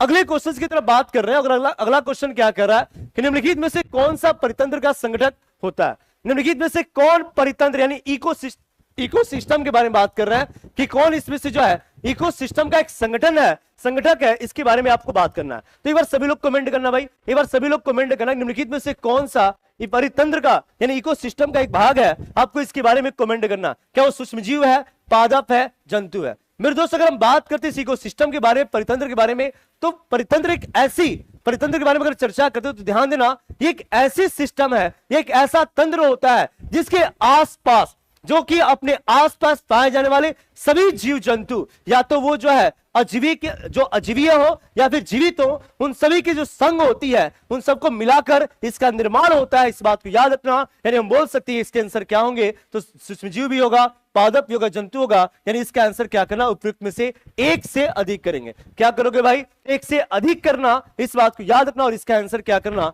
इसका आंसर आप लोग डी करेंगे। अगले क्वेश्चन की तरफ बात कर रहे हैं कि पर्यावरण में प्लास्टिक की क्रिया द्वारा विघटित नहीं होगा। भाई प्लास्टिक की क्रिया जो है किसके द्वारा विघटित नहीं होगा, आपको इसके बारे में बात करना है। तो सभी लोग कमेंट करना भाई, तो देखिए कितने लोग आंसर सही आया है। ठीक, तो साथी ध्यान देना, हम बात कर रहे हैं कि पर्यावरण में जब प्लास्टिक की क्रिया विघटित नहीं होगा, तो साथी ध्यान देना, ये ना ही परजीवी के द्वारा होता है, और सॉरी ये परजीवी के द्वारा भी नहीं होता है, मृतोपजीवी, यानी इसका आंसर क्या करना, इसका आंसर परजीवी और मृतोपजीवी दोनों करेंगे। इसका आंसर क्या करोगे, तो इसका आंसर आप लोग डी करना। ये इसके द्वारा भी नहीं होता है, इसके द्वारा भी नहीं होगा, इसके द्वारा भी नहीं, यानी इसका आंसर क्या होगा, इसका आंसर आप लोग एक से अधिक करेंगे, यानी इसका आंसर आप लोग डी करना। इसके परजीवी के द्वारा, परजीवी क्या, जो जीवित जीव जो मर जाते हैं ना, उनको सड़ाले गिराकर खत्म करता है। मृतोपजीवी वही होता है, और जीवाणु भी उन्हीं का नष्ट करता है। साथ ही याद रखना, ये प्लास्टिक का सामान है, तो प्लास्टिक को डिस्ट्रॉय ये नहीं कर सकता है। इट मींस इसका आंसर क्या करोगे, इसका आंसर आप लोग डी करना। ठीक है, अगले क्वेश्चन की तरफ बात कर रहे हैं। साथ ही अगले क्वेश्चन से पहले मैं आपको बता देना चाहता हूं, अगर आप बिहार शिक्षक भर्ती 4.0 की तैयारी कर रहे हैं और अभी तक जुड़े नहीं हमारे साथ, तो जुड़ सकते हैं हमारे ऑफिसर्स एकेडमी के इस ऑफिशियल एप्लीकेशन से। ठीक है, तो साथ ही इसमें पीआरटी के 1 to 5 की बैचेज, 6 to 8, 9, 10 सारे बैचेज। कई लोगों का कमेंट आ रहा, ठीक है, कई लोगों का कमेंट आ रहा कि सर 6 to 8 का कब होगा। भाई 6 to 8 का और 9, 10 का, 6 to 8 की बात एक बार एग्जाम हुए, क्योंकि टीआरई 1 में तो एग्जाम हुआ नहीं था, टीआरई 2 में जो उसकी वैकेंसी आई थी, तो उसके बारे में हम लोग एक पेपर है उसको भी हम करा देंगे नेक्स्ट डे, यानी कल जो है टीआरई 6 to 8 की क्लासेस का पीवाईक्यू हम करा देंगे। फिर जो 9, 10 का मैं करा दूंगा, टेंशन नहीं लेने का, टेंशन नहीं लेना है, इस चीज को आप लोग ध्यान देना। ठीक है, अगला क्वेश्चन, किसके नेतृत्व में चिपको आंदोलन का मजबूती मिला था। भाई चिपको आंदोलन को मजबूती किसने प्रदान किया था, आपको इसके बारे में बात करना। सब लोग एक बार कमेंट करना, सर प्रीवियस ईयर टीजीटी का भी करवा दीजिए। बोले ना मैं कि टीजीटी सबका करवा देंगे। ठीक है पवन जी, बोटनी का हम करा देते हैं, ठीक है, सब कुछ करा देंगे भाई। ई कैसे होगा, कौन नहीं होगा, नहीं होने वाला भाई, ये भी नहीं है, ये भी नहीं है, ये भी नहीं, इसका मतलब 1 से अधिक होगा। कौन नहीं होगा पूछ रहा है, ये भी नहीं होगा, ये भी नहीं होगा, ये भी नहीं होगा, इसका मतलब 1 से अधिक होगा, 3-4 को नहीं होगा। ठीक है, तो ध्यान देना साथी, चिपको आंदोलन किसके द्वारा, तो साथी याद रखना, उस विज्ञान उसको हम लोग किस रूप में, उसको हम सुंदरलाल बहुगुणा के रूप में जानते हैं। मेघा पाटकर के बारे में बात करते हैं, नर्मदा बचाओ, मेरे दोस्त याद रखना, जो नर्मदा बचाओ के बारे में चर्चा करते हैं, वो उसकी मुहिम की शुरुआत किसके द्वारा किया गया था, तो मेघा पाटेकर के द्वारा किया गया था, इस चीज को ध्यान देना। और यहां पर हम बात कर रहे हैं चिपको आंदोलन, मेरे दोस्त जो पेड़ को काटा जा रहा था ना, पेड़ को काटने के क्रम में देख रहे हो ना इस बार कितनी गर्मी लगी है, उसका सारा नतीजा हमारा पेड़ को काटना ही है। तो साथ ही एसी नहीं लगाना है, अब आपको पेड़ लगाना है। हमारी इस प्रकृति के लिए अब आपको एसी नहीं लगाना, अब आपको करना क्या भाई, तो आपको पेड़ लगाना है, क्योंकि वही पेड़ जो है आपके आने वाले समय को, आपके आने वाली पीढ़ी को इतनी गर्मी से बचा सकता है, ग्लोबल वार्मिंग से बचा सकता है। ठीक है, तो साथ ही जब पेड़ को काटा जा रहा था, तो सुंदरलाल बहुगुणा जिस पेड़ को काटा जाता था उसी को क्या करते थे, तो लिपट लेते थे, बोलते थे पहले मेरे को काटो तब पेड़ को काटना, हम रहते तो कुछ नहीं काटते और कोई भी नहीं। तो साथ ही याद रहे इसका आंसर क्या करना, कि सुंदरलाल बहुगुणा ने इस चिपको आंदोलन मुहिम को शुरू किया था, जबकि मेघा पाटकर ने जो नर्मदा बचाओ मुहिम की शुरुआत की थी, इस चीज को ध्यान देना। अगला क्वेश्चन है कि खाली स्थान आहार श्रृंखला में प्रथम पोषी स्तर में मौजूद होते हैं। भाई पोषी स्तर के बारे में बात कर रहे हैं कि सबसे पहला कौन होता है, सबसे पहला कौन होता है, साथी इस चीज को आप लोग ध्यान देना। सभी लोग कमेंट करना। चलो वेरी गुड। हाँ, नर्मदा बचाओ मेगा नाना पाटेकर नहीं, मेगा पाटेकर। अजीब अजीब बोका है जी, नाना पाटेकर बोल रहा है, बड़ा बकलूला है क्या? ठीक है, चलो अगला क्वेश्चन मैंने क्या बोला, खाली स्तन आहार श्रृंखला में प्रथम पोषी स्तर पर कौन होता है भाई? तो प्रथम पोषी स्तर पर उसको रखा जाता है जो अपना भोजन स्वयं बनाता है, जो उसे रखा जाता है जो अपना भोजन स्वयं बनाता है। यानी इसका आंसर क्या करो ना, इसका आंसर सी करेंगे। निम्नलिखित में से कौन सा पारिस्थितिकी तंत्र में गैसीय जैव रासायनिक चक्र नहीं है? नहीं के बारे में बात करना है मेरे दोस्त, याद रखना नाइट्रोजन चक्र है। ये हमारे वातावरण में क्या करता है कि नाइट्रोजन की मात्राओं को बैलेंस करने के लिए इस चक्र को होना जरूरी है। नाइट्रोजन चक्र होता है, ऑक्सीजन चक्र भी, लेकिन हाँ फास्फोरस चक्र नहीं होता है। यानी इसका आंसर क्या करोगे, इसका आंसर आप लोग सी करना। इसका आंसर क्या करोगे, तो इसका आंसर आप लोग सी करेंगे। इस चीज को आप लोग ध्यान देना, ठीक है। अगला क्वेश्चन से पहले साथी ध्यान देना, अब हम बात करेंगे बीपीएससी पीआरटी जो 1.0 में जो सेकेंड शिफ्ट में जो एग्जाम हुआ था, जो सेकेंड शिफ्ट में एग्जाम हुआ था ना, उस एग्जाम्स के क्वेश्चंस को हम लोग देखेंगे, उस एग्जाम्स के क्वेश्चंस को हम लोग देखेंगे, ठीक है।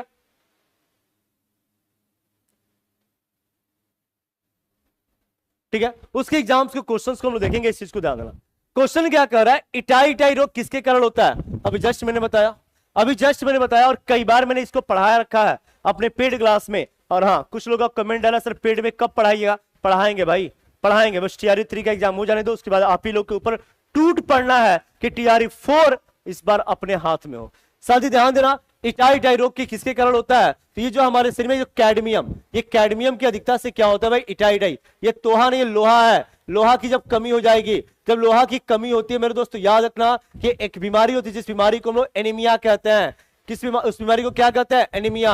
और हम पारा की अधिकता के बारे में बात करते हैं कि जब पारा की अधिकता होती है मेरे दोस्त, तो याद रखना इस पारा की अधिकता से क्या होता है? तो इस पारा की अधिकता से मिनी माता रोग होता है मेरे दोस्त, याद रखना। उस बीमारी को हम लोग मिनी माता कहते हैं। जब हमारे शरीर में नाइट्रेट्स की अधिकता होगी, जब नाइट्रेट्स की अधिकता होती है, साथ ही अभी जस्ट मैंने बताया था, तो एक बीमारी होती है जिस बीमारी को हम लोग क्या कहते हैं, जिस बीमारी को हम लोग किस रूप में, तो मेरे दोस्त याद रखना उसको हम लोग ब्लू बेबी सिंड्रोम के रूप में जानते हैं। उस बीमारी को हम लोग क्या कहते हैं? तो ब्लू बेबी सिंड्रोम। जब हमारे शरीर में निकेल की मात्रा बढ़ती है मेरे दोस्त, याद रखना निकेल की मात्रा बढ़ेगी तो वहां पर एक बीमारी होती है जिस बीमारी को डर्मिटाइटिस नाम की बीमारी के रूप में जानते हैं, डर्मिटाइटिस नामक बीमारी के नाम से जानते हैं। इस चीज को ध्यान देना। इसका आंसर क्या करोगे? इसका आंसर ए करना मेरे दोस्त। इटाई रोग में होता क्या है? तो हमारे जो जितने भी ज्वाइंट है ना, जो भी हमारे ज्वाइंट है तो उसमें दर्द होता है। इस बात को आप लोग ध्यान देना, ठीक है। तो ज्वाइंट में दर्द होना और उसके साथ साथ रीढ़ की हड्डियों को मुड़ना, इसी की कमी के द्वारा होता है। इस बात को याद रखना।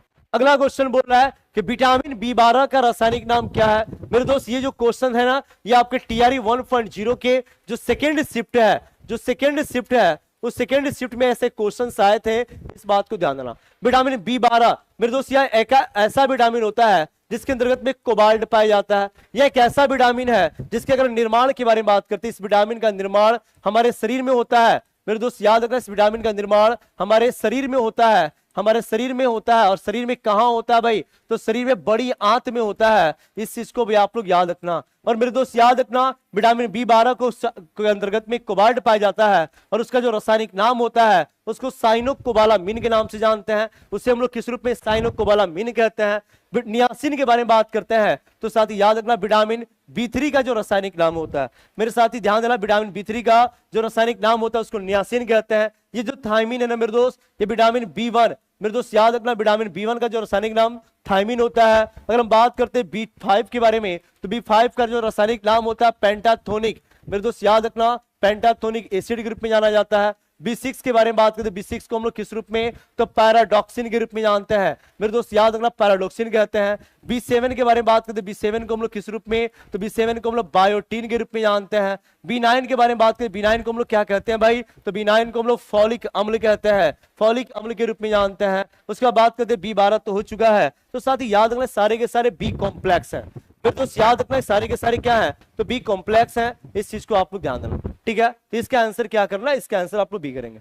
अगला क्वेश्चन है कि ऊर्जा उत्पादन के लिए कोशिका प्रायः किसका उपयोग करती है? मेरे दोस्त याद रखना, ऊर्जा उत्पादन के लिए कोशिका प्राय किसका उपयोग करती है, आपको इसके बारे में कमेंट करना है। मेरे दोस्त याद रखना, मैंने कई बार इस चीज को पढ़ा रखा है कि जो ऊर्जा का उत्पादन होता है तो जो है कोशिकाएं हमारी क्या करती हैं, तो इस ग्लूकोज का प्रयोग करती हैं, यानी इस ग्लूकोज के द्वारा उस ऊर्जा वहां से क्या करती हैं, तो ऊर्जाओं को प्रदान करती हैं। मेरे दोस्त याद रखना, यह वही ग्लूकोज है जब ऑक्सीजन के साथ रिएक्शन करता है ना, तो CO2 के साथ H2O और ATP के रूप में क्या देता है भाई, तो ATP के रूप में हमको ऊर्जा देता है। तो आप लोगों ने देखा कि कोशिका प्राय किसका उपयोग करती है, किसके लिए, ऊर्जा के लिए। तो आप लोग क्या बताओगे भाई, तो ग्लूकोज का उपयोग करती है ना, तो इसका आंसर आप लोग बी करोगे।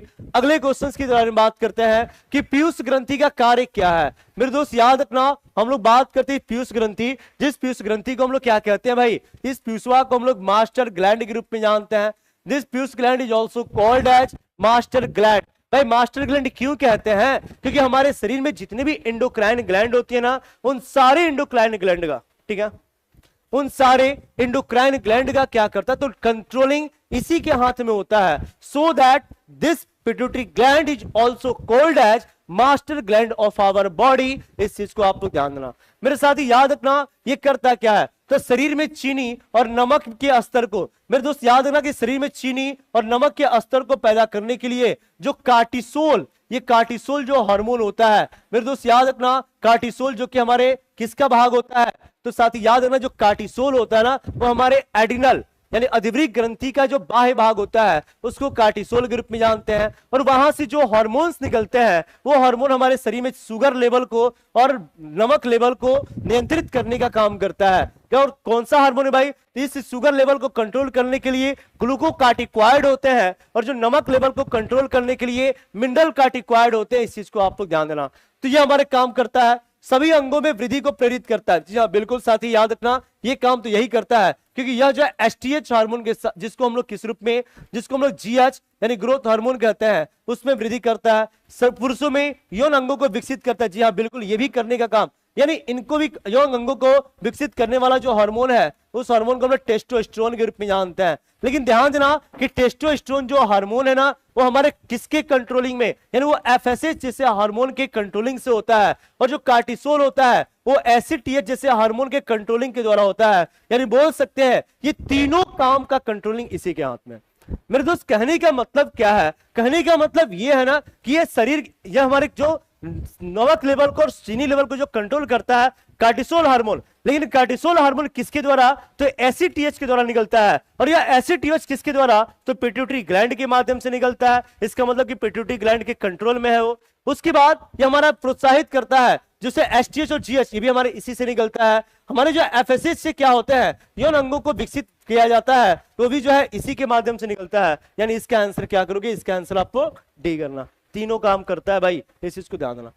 अगला क्वेश्चन है कि मस्तिष्क का कौन सा भाग रक्तचाप को नियंत्रित करता है। देखो टीआरई 1 में भी क्वेश्चन था, टीआरई 2 में भी सेम क्वेश्चन था, सेम हूबहू सेम क्वेश्चन था, सेम ऑप्शन के साथ था। अब आपको जवाब देना कि इसका आंसर क्या होगा। सब लोग एक बार कमेंट करना भाई। और हाँ ठीक है, तो दिख रहा है ना किस लेवल का क्वेश्चन है, बहुत हाई लेवल का क्वेश्चन है नहीं, और सारे चीजों को पढ़ाया गया, ऐसा नहीं है कि नहीं पढ़ाया गया, बस आपकी तैयारी अब आपके हाथों में है। अब अपने नोट्स को उठाइए और पढ़ाई को तैयारी करना स्टार्ट करें। मैंने क्वेश्चन क्या है कि मस्तिष्क के कौन से भाग में रक्तचाप, मेरे साथ ही रक्तचाप को नियंत्रित करने वाला एक भाग है जिसको हम मेडुला कहते हैं। और मेडुला का सपोर्ट करता कौन है भाई, तो पोन्स करता है। इस चीज को आपको ध्यान देना। तो पोन्स मेडुला सेरिबेलम, जी हाँ बिल्कुल सही। इसका आंसर क्या करोगे, इसका आंसर आप लोग ये करना, इसका आंसर आप लोग ये करना कि पोन्स करता है, मेडुला करता है। हे प्रीति बोल रही सर फिजिक्स के इतने अच्छे सर हैं भाई, विकास सर इतना अच्छा पढ़ाते हैं, पढ़ाई करो ना सर। 68 19 का कब होगा, कल होगा, परसों होगा, 2 दिन में खत्म हो जाएगा वो भी, ठीक है, डोंट वरी, सब कुछ खत्म हो जाएगा। अगला है कि भारत में 1952 की राष्ट्रीय वन नीति में उल्लिखित देश के कुल भौगोलिक क्षेत्र में वन क्षेत्र का आच्छादित प्रतिशत कितना होना चाहिए। मेरे दोस्त याद रखना, उसमें 33%, उसमें आंसर क्या बनाया था, तो 33% होनी चाहिए। यानी इसका आंसर क्या करोगे, तो इसका आंसर आप लोग भी करना भाई, इस बात को आपको ध्यान देना। अगला क्वेश्चन बात करें कि निम्नलिखित आंदोलन में से किसका भारतवर्ष के अंतर्गत बहुउद्देशीय परियोजनाओं के विरुद्ध शुभारंभ किया गया था। बहुत ही अच्छा क्वेश्चन है भाई। निम्नलिखित आंदोलन में से किसका भारतवर्ष के अंतर्गत जो बहुउद्देशीय परियोजनाएं शुरू हो रही थी, जिसके अंतर्गत में जो है कौन सा, उसके विरुद्ध में वो किसका शुभारंभ किया गया था? क्या वो चिपको आंदोलन का, टिहरी बांध, नर्मदा बचाओ? तो मेरे दोस्त याद रखना कि जब बहुउद्देशीय परियोजनाओं की शुरुआत की जा रही थी तो वहां पर पेड़ों को काटने में बहुत ज्यादा वृद्धि कर दिया गया था, जिसकी वजह से सुंदरलाल बहुगुणा ने क्या किया, तो इस चिपको आंदोलन की शुरुआत कर दिया भाई। बोला कि नहीं रे बाबा नहीं, ये पेड़ आपको नहीं काटना है, पहले आप मुझे काटो तब हम पेड़ को काटने देंगे, क्योंकि अगर पेड़ कट जाएगा ना तो हमारे वातावरण में ऑक्सीजन की मात्राओं में कमी हो जाएगी, ऑक्सीजन का बैलेंसिंग नहीं होगा, ग्लोबल वार्मिंग बढ़ जाएगा, जिसकी वजह से अत्यधिक गर्मी लगेगा, और वही नतीजा इस बार देखने को मिला है। तो ध्यान दें, इसकी भी शुरुआत टिहरी बांध आंदोलन, मेरे साथ टिहरी बांध आंदोलन की भी शुरुआत इसलिए किया गया क्योंकि उसके पानी को मोड़ा जा रहा था, तो उसको भी किया गया, और साथ ही साथ नर्मदा बचाओ, नर्मदा में इतनी गंदगियां को डाला जा रहा था ना, तो उसको बचाने का तीनों काम किया गया। इसलिए इसका आंसर क्या करोगे? एक से अधिक करना मेरे दोस्त। इसका आंसर क्या करोगे? तो एक से अधिक करना, इस बात को ध्यान देना, और इसका आंसर आप लोग डी करोगे। अगले क्वेश्चन से पहले मेरे दोस्त याद रखना, अगर आप बिहार शिक्षक भर्ती में जुड़ना चाहते हैं 4.0 के लिए, तो आप हमारे 6 to 8 और टीजीटी बैच, साथ ही साथ पीआरटी बैच, साथ ही साथ 11th 12th, ये सारे बैचेज हमारी लॉन्च कर दी गई हैं, हमारे एप्लीकेशन पे है। अगर आप ज्वाइन करना चाहते हैं तो मात्र 999 में इस बैच को ज्वाइन कर सकते हैं। अगला क्वेश्चन देखो, और अगला क्वेश्चन शायद फिजिक्स का अगला क्वेश्चन, और इसके बारे में आपके विकास सर बता चुके हैं। क्वेश्चन क्या कह रहा है कि निम्नलिखित में से कौन सा द्वितीयक प्रदूषक है? भाई द्वितीयक प्रदूषक हमारा SO2 होता है, SO2 नहीं होता, ओजोन होता है, और उसके बाद पैन होता है, यानी इसका आंसर डी करेंगे, एक से अधिक होगा। ठीक है, तो ये जो है द्वितीयक प्रदूषक के बारे में भी क्वेश्चंस TRE 1 में भी आया था, TRE 2 में भी आया था, इस बात को भी पढ़ लेना, TRE 3 में भी आ सकता है। पारिस्थितिकी तंत्र के ऊर्जा प्रवाह का 10% नियम दिया गया था। बहुत ही अच्छा क्वेश्चन है और बहुत चर्चित क्वेश्चन है, बहुत अच्छा के साथ साथ बहुत चर्चित क्वेश्चन है। इसमें कहने का मतलब है कि मान लो कि स्वपोषी जो है भोजन को, यानी सूर्य के प्रकाश से क्या करता है कि सूर्य के प्रकाश से ग्रहण करता है और उसकी सहायता से भोजन को बनाता है। भाई सूर्य के प्रकाश को लिया 100%, लेकिन ये जो है 10% रखकर कितना, तो 90% आगे देता है जो इसके खाने वाले होते हैं, जिसको हम लोग किस रूप में, जिसको हम लोग प्राथमिक उपभोक्ता बोल सकते हैं। मेरे दोस्त याद रखना, ये कौन होते हैं? प्राथमिक उपभोक्ता होते हैं, जो उसका उपभोग कर रहे हैं। उसके बाद जो इनको खाने वाले होते हैं, तो ये जो है अपना 10% रखकर बाकी का रेस्ट को क्या करते हैं, तो आगे द्वितीयक को भेज देते हैं। यानी जो 10% जो है आगे रख कर अपने दूसरे को भेजने की जो प्रक्रिया होती है ना साथी, तो याद रखना उसको किसके द्वारा, तो लिंडमैन के द्वारा दिया गया था। तो इस नियम को हम लोग किस रूप में, तो उसको हम लोग लिंडमैन के नियम के रूप में जानते हैं, सॉरी 10% नियम के रूप में जानते हैं। यानी इसका आंसर आप लोग क्या करना, इसका आंसर सी करना। भारत में मीथेन का प्रमुख स्रोत क्या है? भाई भारत में मीथेन के प्रमुख स्रोत के बारे में बात करते हैं। मीथेन यानी कि CH4 के बारे में बात कर रहे हैं मेरे दोस्त, याद रखना CH4, इसका प्रमुख स्रोत क्या है, इसके बारे में कमेंट करना। प्रमुख स्रोत कहने का मतलब क्या वो धान की खेत से हमको मिलता है, गन्ना की खेत से मिलता है, गेहूं की खेत से मिलता है, कहां से मिलता है, आपको इसके बारे में कमेंट करना। ठीक है, चलो ठीक है, वेरी गुड मेरे दोस्त। याद रखना इस जो भारत में जो मीथेन गैस का प्रमुख स्रोत होता है वो हमारे धान की खेतों से हमें मीथेन गैस की प्राप्ति होती है। इस चीज को ध्यान देना, और इसका आंसर क्या करोगे भाई, तो इसका आंसर आप लोग ये करना। अगला क्वेश्चन कि क्रमिक पोषक स्तर पर विषाक्त पदार्थों को सांद्रता में वृद्धि को क्या कहा जाता है? बहुत अच्छा क्वेश्चन है भाई कि क्रमिक पोषी स्तर पर जो पोषी स्तर होते हैं उसमें विषाक्त पदार्थ की सांद्रता में अगर वृद्धि हो जा रही है, अगर विषाक्त पदार्थ की सांद्रता में क्या हो रहा है भाई, तो वृद्धि हो रहा है, तो उसको हम लोग किस रूप में जानते हैं, तो साथ ही याद रखना उससे हम लोग जैव आवर्धन कहते हैं। उससे हम लोग कौन सा क्या बोलते हैं भाई, तो उसको हम लोग जैव आवर्धन के रूप में जानते हैं। यानी इसका आंसर आप लोग क्या करोगे, इसका आंसर आप लोग भी करना। ठीक है, तो साथ ही ध्यान देना इसका आंसर भी करें। अगला क्वेश्चन है कि निम्नलिखित में से कौन सा या कौन सी सुषुप्तारंभी अनुक्रमण से अग्रगामी प्रजाति के रूप में कार्य करता है या कार्य करती है? क्या वो जड़ी बूटी है, मनुष्य है, लाइकेन है? मेरे साथ ही याद रखना, आपको इसके बारे में बात करना है कि निम्नलिखित में से कौन सा या कौन सी ऐसी प्रजाति है जो कि सुषुप्ता प्रारंभी अनुकरण में अग्रगामी प्रजाति के रूप में कार्य करता है? तो साथ ही याद रखना उसको हम लाइकेन के रूप में जानते हैं, जो कि एक प्रकार का वायु प्रदूषक होता है। मेरे दोस्त याद रखना ये जो लाइकेन एक प्रकार का क्या होता है भाई, तो लाइकेन एक प्रकार का वायु प्रदूषक होता है। इस चीज को आप लोग याद रखना, यानी जहां की वायु बहुत ज्यादा प्रदूषित होगी वहां पर ये बदमसवा जो है पाया जाता है, इस बात को याद रखना। और साथ ही याद रखना जो लाइकेन होता है ये कवक तथा, हम बोल सकते थे कवक तथा जो शैवाल होते हैं, कवक तथा शैवाल के बीच की संयोजक कड़ी के बीच की कड़ी के रूप में किसको जाना जाता है भाई? तो उसको हम लोग किस रूप में? तो लाइकेन के रूप में जानते हैं। इस चीज को भी आप लोग जरूर याद रखना। ये वही लाइकेन है जो कि सुषुप्ता प्रारंभी अनुक्रमण के अग्रामी प्रजाति के रूप में कार्य करता है, यानी इसका आंसर आप लोग सी करना। अगला क्वेश्चन है कि रामसर सम्मेलन किसके संरक्षण में जुड़ा था? अब आप लोग कमेंट करो कि इसकी शुरुआत कब हुई थी। बाकी तो मैं बता ही रहा हूं कि भाई हम बात कर रामसर सम्मेलन के बारे में, जो कि इटली से इसकी शुरुआत की गई थी। और यह किसके लिए किया गया था मेरे दोस्त? तो याद रखना जो भी हमारे वेटलैंड है मेरे दोस्त, याद रखना कि जो वेटलैंड है ना, इस वेटलैंड के संरक्षण के लिए, वेटलैंड यानी आर्द्रभूमि के संरक्षण के लिए इस सम्मेलन की शुरुआत की गई थी, जिस सम्मेलन को हम लोग रामसर, ये रामसर जैसी जगहों पर किया गया था। ठीक है, चलो वेरी गुड।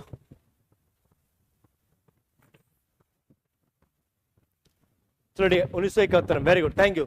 इसका आंसर आप लोग बी करना। अगला क्वेश्चन है निम्नलिखित में से कौन सा स्वस्थानी इन सीटू संरक्षण के अधीन शामिल नहीं है? भाई कौन इसमें शामिल नहीं है, आपको इसके बारे में बात करना। कौन इसमें शामिल नहीं है, आपको इसके बारे में बात करना है। भाई इंस्टीट्यूट हम बात करें संरक्षण के दिन, इसमें वन्यजीव अभ्यारण्य भी होता है, राष्ट्रीय उद्यान भी होता है, वनस्पति उद्यान नहीं होता। ये वनस्पति उद्यान को इसके अंतर्गत में नहीं रखा गया। इसका आंसर सी करना। इन सीटू का मतलब होता है कि उसके संरक्षण के लिए सरकार के द्वारा शुरू की गई एक मुहिम थी और इसके संरक्षण के दिन शामिल नहीं है। तो जो वनस्पति उद्यान होता है इसको संरक्षित नहीं किया गया। इसका आंसर आप लोग क्या करना है? इसका आंसर सी करेंगे। चलो 1971 में, वेरी गुड।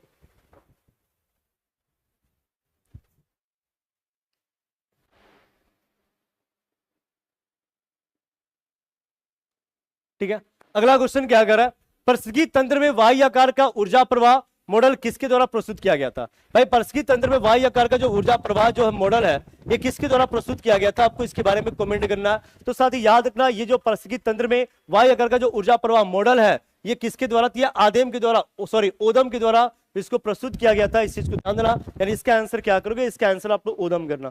ये ओदम के द्वारा इसके मॉडल को, वायु मॉडल को किसके द्वारा दिया गया है? तो ओदम के द्वारा दिया गया। ठीक है, क्या बोल रहा है जी? पगला वगला है क्या जी? कौन कमेंट कर रहा है? पवनवा बोल रहा है अब विद्या के संखाओ है। अगला क्वेश्चन है SO2 प्रदूषक सूचित करता है। मैंने जस्ट बोला SO2 जो लाइकेन को प्रदूषित करता है। अभी जस्ट इसके बारे में मैंने चर्चा किया ना, ये लाइकेन को प्रदूषित करता है। साथ याद रखना इसको हम लोग किस रूप में? तो लाइकेन के द्वारा। SO2 प्रदूषण सूचित होता है वो किसके द्वारा? तो लाइकेन के द्वारा होता है। इस चीज को आप लोग ध्यान देना। अगला क्वेश्चन से पहले साथ ही ध्यान देना, हमारा अगला क्वेश्चन कह रहा है कि सलीम अली पक्षी अभ्यारण्य कहां स्थित है? भाई सलीम अली पक्षी अभ्यारण्य कहां है? ये गोवा में है। इस चीज को ध्यान देना। क्या पश्चिम बंगाल में गोवा है, मध्य प्रदेश, उत्तर प्रदेश? यानी इसका आंसर क्या करोगे? इसका आंसर आप लोग उनमें से कोई नहीं करना। ये कहां स्थित है भाई? तो सलीम अली जो पक्षी अभ्यारण्य है वो कहां है? तो गोवा में है। मेरे दोस्त याद रखना, एक बार सभी लोग कमेंट करना तो कि भारत का जो है बर्डमैन किसे कहा जाता है? बर्डमैन के रूप में किसको जाना जाता है? भारत का जो बर्डमैन के नाम से किसको जाना जाता है? एक बार सभी लोग कमेंट करना। तो सभी लोग कमेंट करना। जैसे हम बात करते हैं कि वाटरमैन ऑफ इंडिया, मेरे दोस्त याद रखना, अगर हम चर्चा करते हैं कि वाटरमैन ऑफ इंडिया के बारे में, तो इंडिया का जो वाटरमैन होता है उसको हम लोग किस रूप में? तो राजेंद्र सिंह, ध्यान देना, उसको हम लोग किस रूप में? तो राजेंद्र सिंह के रूप में जानते हैं। लेकिन बात करते हैं कि जो बर्डमैन होता है उसको हम लोग किस रूप में? तो सलीम अली के रूप में जानते हैं। इस बात को याद रखना। और जो सलीम अली पक्षी अभ्यारण्य गोवा में है, ना ही गोवा पश्चिम बंगाल में, ना उत्तर प्रदेश, ये गोवा एक खुद का राज्य है। IUCN मेरे साथ ही याद रखना, international union of conservation of nature. मेरे दोस्त याद रखना, हम बात कर रहे हैं किसके बारे में? तो इंटरनेशनल यूनियन ऑफ कंजर्वेशन। मेरे दोस्त याद रखना, international union of conservation of nature के बारे में बात करते हैं कि यह कहां स्थित है? तो मेरे दोस्त याद रखना, ये स्विट्जरलैंड में। मेरे साथ याद रखना ये कहां पर? स्विट्जर, ध्यान देना कि स्विट्जरलैंड में यह स्थित है। इस चीज को ध्यान देना। और इसका आंसर क्या करोगे? इसका आंसर आप लोग सी करना। ये हमारा क्या? इंटरनेशनल यूनियन ऑफ कंजर्वेशन, यानी कि जो हमारा प्राकृतिक है उसको संरक्षित रखने के लिए एक जो संघ बनाया गया, जिस संघ का मुख्यालय कहां है? तो स्विट्जरलैंड में। इस चीज को ध्यान देना। अगला क्वेश्चन है एक पोषी स्तर से दूसरे पोषी स्तर में कितनी ऊर्जा अवशोषित होती है? अभी जस्ट मैंने बोला कि एक पोषी स्तर से जो दूसरे पोषी स्तर में जो ऊर्जा का अवशोषण होता है वो 10% होता है। और इस नियम को किसके द्वारा? इस नियम को लिंडमैन के द्वारा साथ ही ध्यान देना, ये लिंडमैन के द्वारा इस नियम को दिया गया था, इस बात को याद रखना। और इसका आंसर क्या करोगे, बी करना। एक पोषी स्तर से दूसरे पोषी स्तर में कितनी ऊर्जा अवशोषित होती है, तो उसका आंसर आप लोग बी करोगे। अगला क्वेश्चन से पहले साथी अब हम बात करेंगे बिहार शिक्षक भर्ती टीआरई 2.0 के प्रश्नों के बारे में। ये हमारा टीआरई 1.0 के शिफ्ट 1 और शिफ्ट 2 को मैंने कवर किया। अब हम लोग बात करेंगे बीपीएससी टीआरई 2.0 के प्रश्न कि किस टाइप के प्रश्न हमारे पूछे गए थे, क्या हम लोगों ने उस पोर्शन को कवर किया है कि नहीं किया। हम बात करते हैं पहले क्वेश्चंस के बारे में कि मानव गुर्दा की कोशिका में भाई लिंग क्रोमोसोम, आपको पता ना कि मानव में जो क्रोमोसोम की संख्या होती है, मानव में अगर बात करते हैं कि मानव में जो क्रोमोसोम होते हैं ना उसकी संख्या कितनी होती है भाई, तो 23 पेयर होता है मेरे दोस्त। और 23 पेयर में जो 22 पेयर होते हैं, ये जो 22 पेयर होते हैं उसको हम लोग किस रूप में, उसको हम लोग ऑटोसोम कहते हैं, इस चीज को आप लोग ध्यान देना। और बाकी का जो 1 पेयर होता है साथ ही उसको हम लोग किस रूप में, तो सेक्स क्रोमोसोम कहते हैं। So that is called as sex chromosome, इस चीज को ध्यान देना। या फिर इसको हम लोग किस रूप में, तो एलोसोम्स के रूप में जानते हैं, इस बात को आप लोग याद रखना मेरे दोस्त। एक पेयर में या तो XX होगा या पर क्या होगा, XY होगा। अब यहां पे बात करना कि मानव गुर्दे की कोशिका में ध्यान देना कि जो सेक्स क्रोमोसोम होते हैं ना, ये कहां पर, तो हमारे किडनी के अंतर्गत में पाए जाते हैं, इस चीज को याद रखना। हम बोल सकते उसकी संख्या कितनी होती है, तो एक जोड़ा। भाई याद रखना यहाँ पर लिंग गुणसूत्र बोल रहा है ना, सेक्स क्रोमोसोम क्या होता है, एक पेयर ही होता है, इस चीज को ध्यान देना। और इसका आंसर आप लोग एक करोगे। अगले बारे में बात करते हैं कि आहार नली में दीवारों को संकुचन और विस्तार, ये कई बार क्वेश्चन मैंने क्लास में भी लिखा रखा है। क्वेश्चन क्या कर रहा है कि आहार नली की दीवारों के संकुचन और विस्तार की गति को क्या कहते हैं। मैंने बोला था कि आहार नली की दीवार पूरा का पूरा चिपका होता है, जैसे इसमें भोजन जाता है तो ये विस्तार होता है, और बाकी जो आगे पीछे वाला पार्ट क्या चिपके हुए होते हैं। भोजन जैसे जैसे आगे की तरफ बढ़ते जाता है, पीछे की पार्ट बिल्कुल चिपकते जाते हैं। तो साथ ही ध्यान देना कि जो दीवार का संकुचन हो रहा है और जो विस्तार हो रहा है, इस प्रक्रिया को हम लोग किस रूप में, इस प्रक्रिया को हम लोग पेरिस्टाइल के रूप में जानते हैं मेरे दोस्त। याद रखना उसको हम लोग क्रमानुकुंचन कहते हैं, यानी उससे हम लोग पेरिस्टाइल के रूप में जानते हैं, इस चीज को आप लोग ध्यान देना। यानी इसका आंसर आप लोग सी करोगे, ठीक है।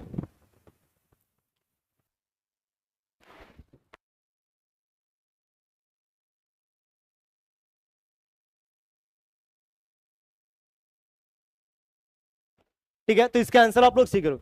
अगले क्वेश्चंस के बारे में बात करें कि मस्तिष्क के कौन से भाग, देखो ये सेम क्वेश्चन हमारे टीआरई 1 में पूछा गया था, हूबहू पूरे के पूरे डिट्टो जो है, ऑप्शंस भी है और उसके साथ साथ जो है उसके प्रश्न, मतलब कि सेम क्वेश्चंस था। और उसमें मैंने बताया था कि पोन्स होता है, मेडुला होता है और सेरिबेलम, ऐसे लगभग 4 से 5 ऐसे क्वेश्चन है जो कि टीआरई 1, 2 और 3 में कॉमन है, यानी कि पूरे के पूरे जो है कॉमन तरीके से पूछे गए हैं, इस चीज को आप लोग ध्यान देना। तो इसका आंसर आप लोग क्या करोगे, इसका आंसर आप लोग सी करना। अगले क्वेश्चंस की तरफ बात कर रहे हैं कि निम्नलिखित में से कौन सी पारंपरिक सिंचाई पद्धति नहीं है, पारंपरिक मतलब पारंपरिक नहीं है, यानी कि पूर्वजों से नहीं चलते आ रही है, पारंपरिक नहीं है।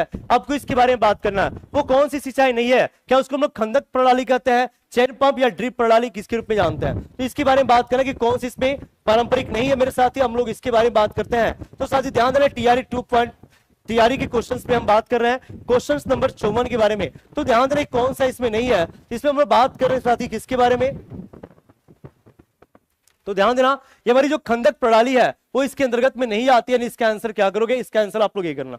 अगले क्वेश्चन में बात कर रहे हैं कि मानव गतिविधियों के कारण पर्यावरण के प्रतिकूल परिवर्तन को क्या कहा जाता है।